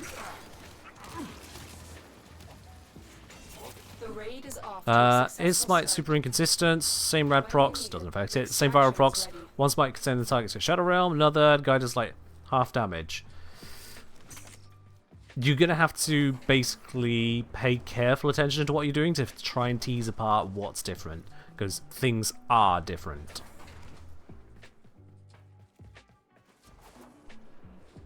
Could this be ESO viable? I suppose there is that. Yeah, maybe not ESO because, you know, spam lockout, but SO, yeah.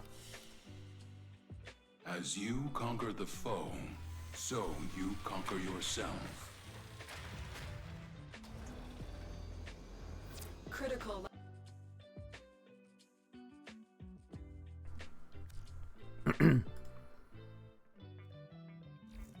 Alright, let's take this into normal Hydron. Let's set it public. They'll never see it coming. Was this second ability augment? Yes.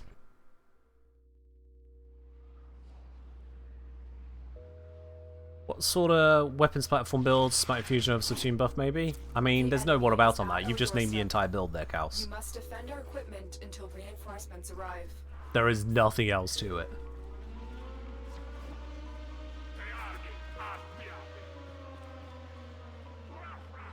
Alright then, roar up. Yep. Well, I'm out of energy. Oh. Oh, I love you. Oh, I love you. So I'm not out of energy. Yep. It works at this tier. Non-LOS nuke. The radius is 37.5 meters. That does go pretty far, but not all the way across the map. Because I think this map needs like 60 meters for optimal coverage. But it ain't bad, is it?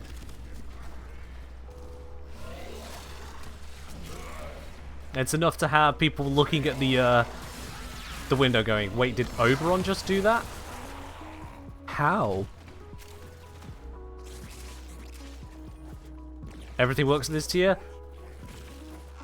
Gorilla, I would like you to go and equip Trinity, press her 2 twice, and tell me that this same amount of map killing happens. Don't be facetious, dude.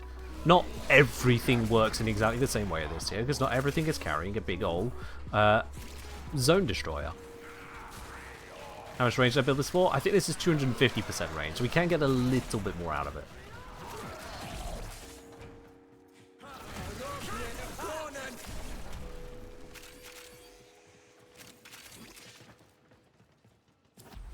Reinforcements available. Do you choose to leave now or continue fighting? We'll give them all a little bit Continue more. to defend. You will be rewarded for your bravery. Only 73% of the damage, but plenty of the kills. Re up the roar, and flat.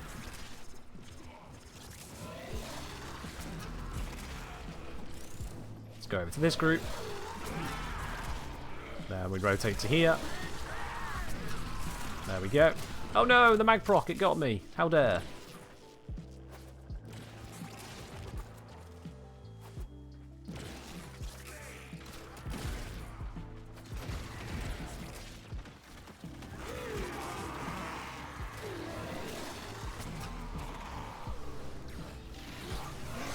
Oh, shit. Okay, slams you to the ground. Gotta watch out for that. I could definitely fit through that spot.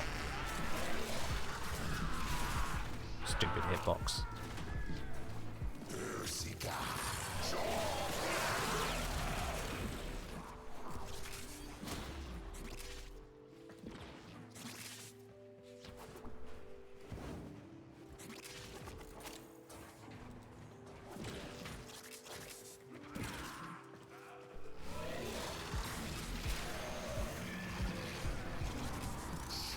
Alright, Grillo. Alright. Tell you what.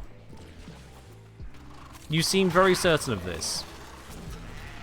You're doubling down at this point. So, this is what I'm going to offer you. Because you know how... You're a VIP. So, you've been around here long enough to know exactly my opinion on this kind of approach. So, if you're going to double down on this, you got a choice. You can either take it. Yeah, you're going to double down. Just stick with your guns. Or you can back off on it. If you're going to double down, we're going to put it to chat here. And if anyone can name a single frame that you can't make as nuclear effective as this, you're timed out for a week.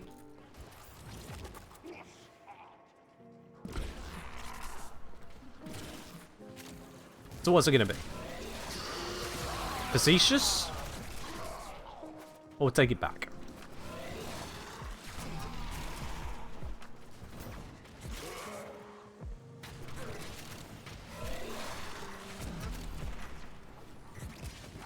Don't worry, there's only 63 frames you need to be certain of, because you did say all of them.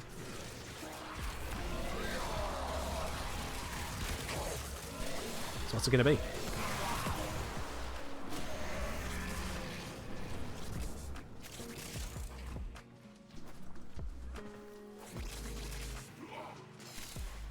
You got this build on your cast Oberon? Yeah, buddy.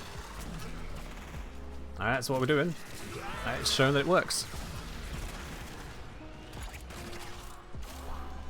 You back off mostly because you realise they will prove you wrong. Yeah. Exactly, really, yeah.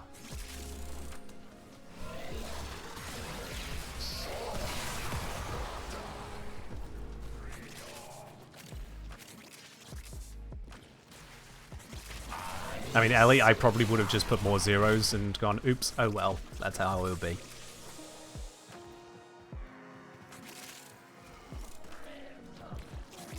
Are there a lot of AoE things in this game?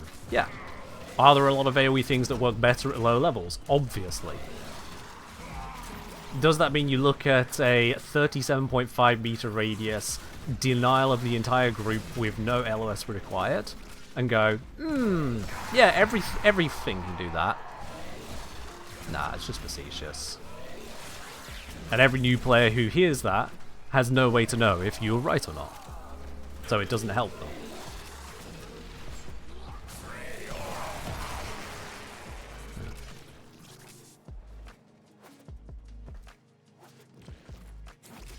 Alright, let's do it from there. Ready, unless you can handle more of the enemy. Very impressive, Tenno. You held them all back. Oh, got an Axie Relic out of that. Fair enough. Alright, he's ignoring LOS. Did you only just notice that, Prince?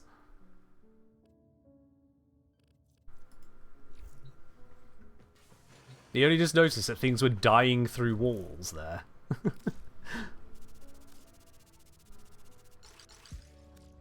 But yeah, we just did three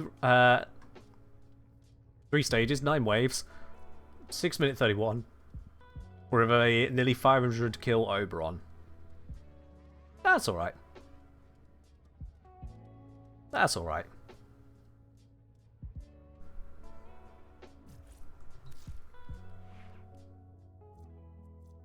Yeah, that was 37.5 meters. Miralabe saying they got Reckoning to 48 meters, which means, Miralabe, you found a infusion in your helmet, didn't you?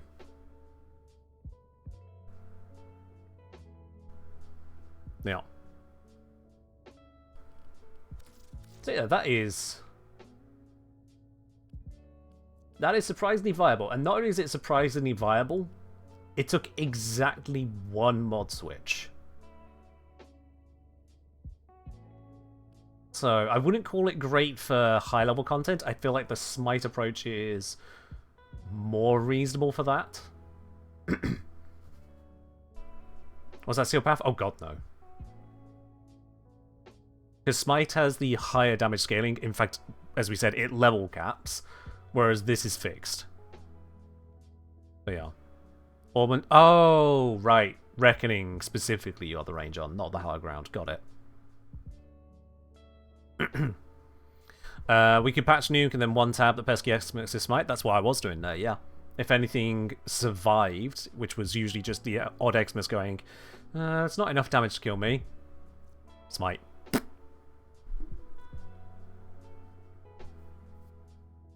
And I was doing that without armor stripping, do be aware. So if you went onto higher level missions, you could do the same thing again, but you'd need to remove their defenses first, and eventually just health scaling and Steel Path health scaling will get in the way. Yeah. Dr. I'll say, you can put Transient Fortitude over Prime Continuity, Raw. That would take a big hit to Raw. Oh, can't currently fit it with this mod capacity. But suffice to say, your duration would be halved. Yeah, that about half your duration. And our strength would go up from, let's see, we're getting 85% from that. So 293 to 348. Oh, and yeah, as Nickfan's pointing out, duration is damaged because it consumes the remaining duration on this. So yeah, no, that completely doesn't work here, Ductile. I go at that point, yeah. So yeah, Transient Fortitude, bad inclusion.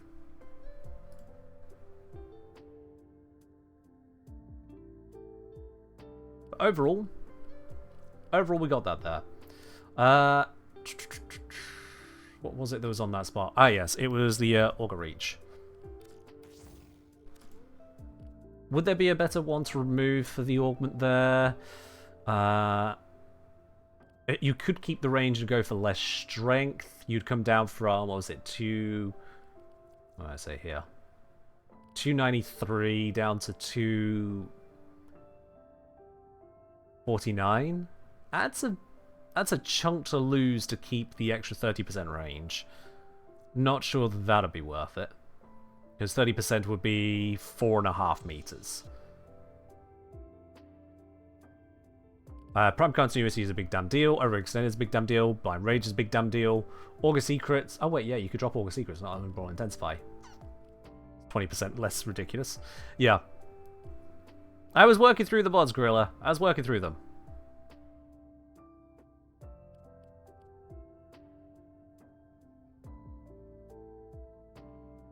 So yeah, you could drop Secrets instead of Reach, and honestly, it could go either way. I think that one would probably be the one to drop.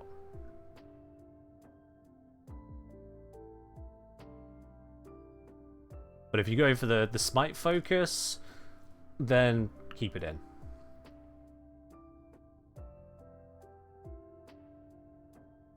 Really saying put on energy conversion. I mean, you can go for energy conversion. Yeah. I'm not a fan of how it's limited to the next cast rather than like for a period of time, but yeah, if it works for you, it works for you.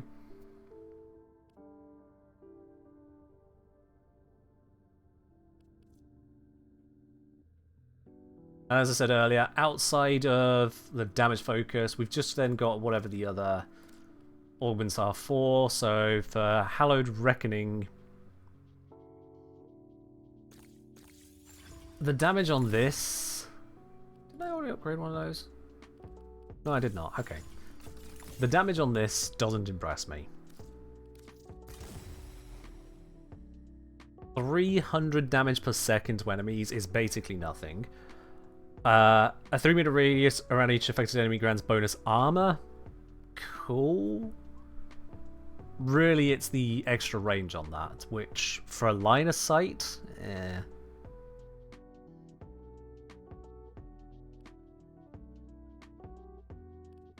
And then Phoenix Renewal is Phoenix Renewal. It just does what it says on the tin. It's not something you're really going to be relying on, though, because if you've got a Renewal focus build, then you're giving out plenty of armor to your allies, you're giving out plenty of healing, and you're giving out Oberon's passive. If they're still dying after that, what is going on? Blind Guy adding pre-rework, hallowed ground damage spots used to overlap, do independent damage. If you could group enemies up together, that is how it was strong. Now, less sure it does. Hallowed ground damage spots.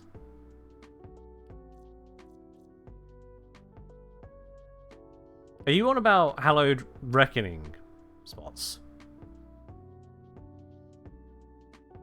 Right, okay, yeah. Yeah, there's a lot of Hallowed. D flipped through the thesaurus for Oberon and went, just put Hallowed again. But even with the overlap, say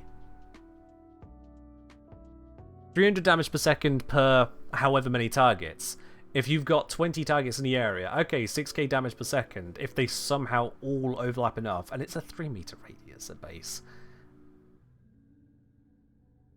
So you're going to have to hit them, scoop them, put them into a spot to then have them bleed out to this damage per second. No, scoop them, yeah. Scoop them, strike them, let them bleed out.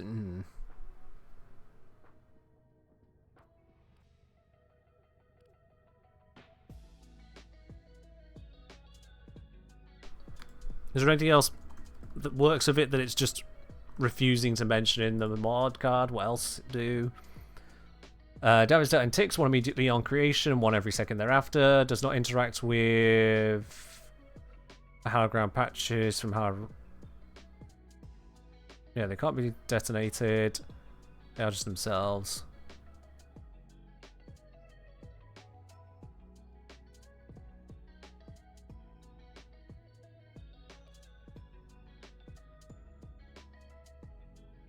Also deletes your eyesight. Fair enough.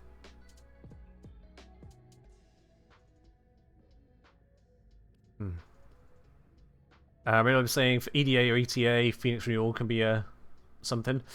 I suppose.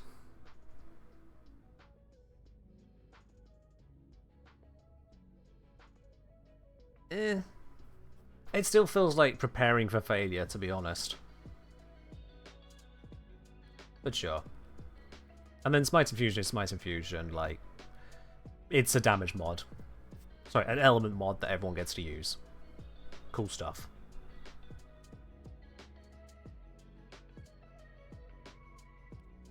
Extra range on the strip is far from bad on its own. It's far from bad on its own, sure. You're still going to run into line of sight issues, and you can mod range elseways anyway.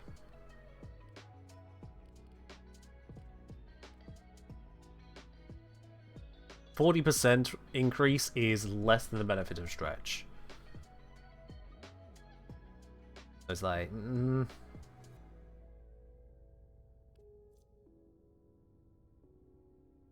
It gives you 6 meters.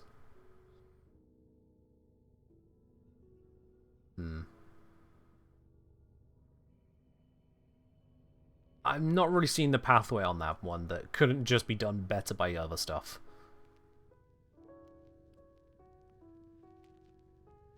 Anyway. That is enough on that for now. Managed to get Smite to be plenty doable. Managed to get a hallowed ground to actually do something. Seen where the breakpoints and traps are on this.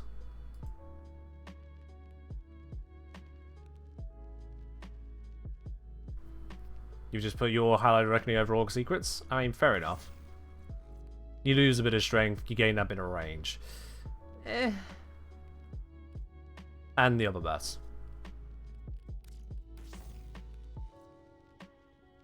Honestly, not too terrible, yeah. It's nothing amazing, I wouldn't build around it, but if it's there, sure.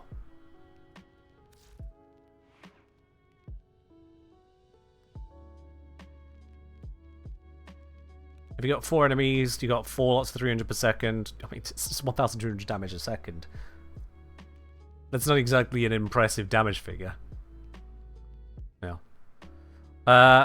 Okay, Anik, if you open up with all due respect, it comes across as instantly I intend to be disrespectful. Just an FYI.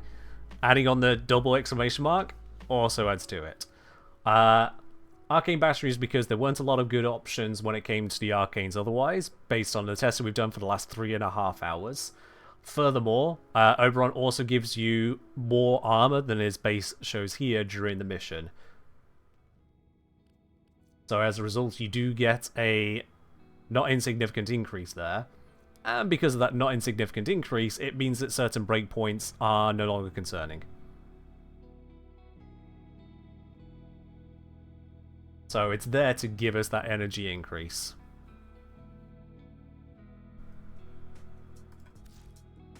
Yeah. Don't feed the troll, Ductile. Don't feed the troll. Alright then. That is definitely going to wrap that up. So let's do a let's do our final platinum giveaway of the day. Let's do our final one. So exclamation mark ticket if you've not already grabbed a ticket for it, because this is the standard 75 plat giveaway that we do every Wednesday and Sunday. So I'll give you all a moment, if you haven't already done so, to grab that ticket there. A reminder as well, once again, that if you are going to win any giveaway, you do need to have used the exclamation mark IGN command to store your username and platform, so we know exactly where to send it over to. This particular one is just from D, not part of QTCC. They are doing the next handout of these. Let's have a look. Shit, where did I put the link? There it is. At the end of the month. That's easy enough to remember. Give you all a moment on that there.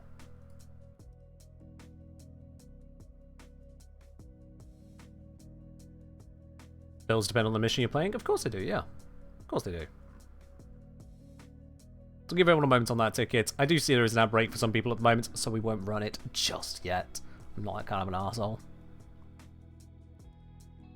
I know I do frequently come across as an arsehole to many, but I'm not that much of one. Is the Oberon command still a thing, or did I get rid of it after the update? I mean, I haven't done a build guide to Oberon, so !Oberon is still !Oberon. No changes there.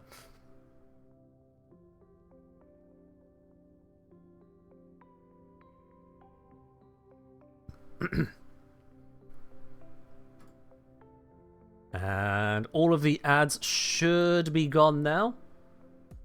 Everyone who's not a subscriber should be back. Wonderful, wonderful.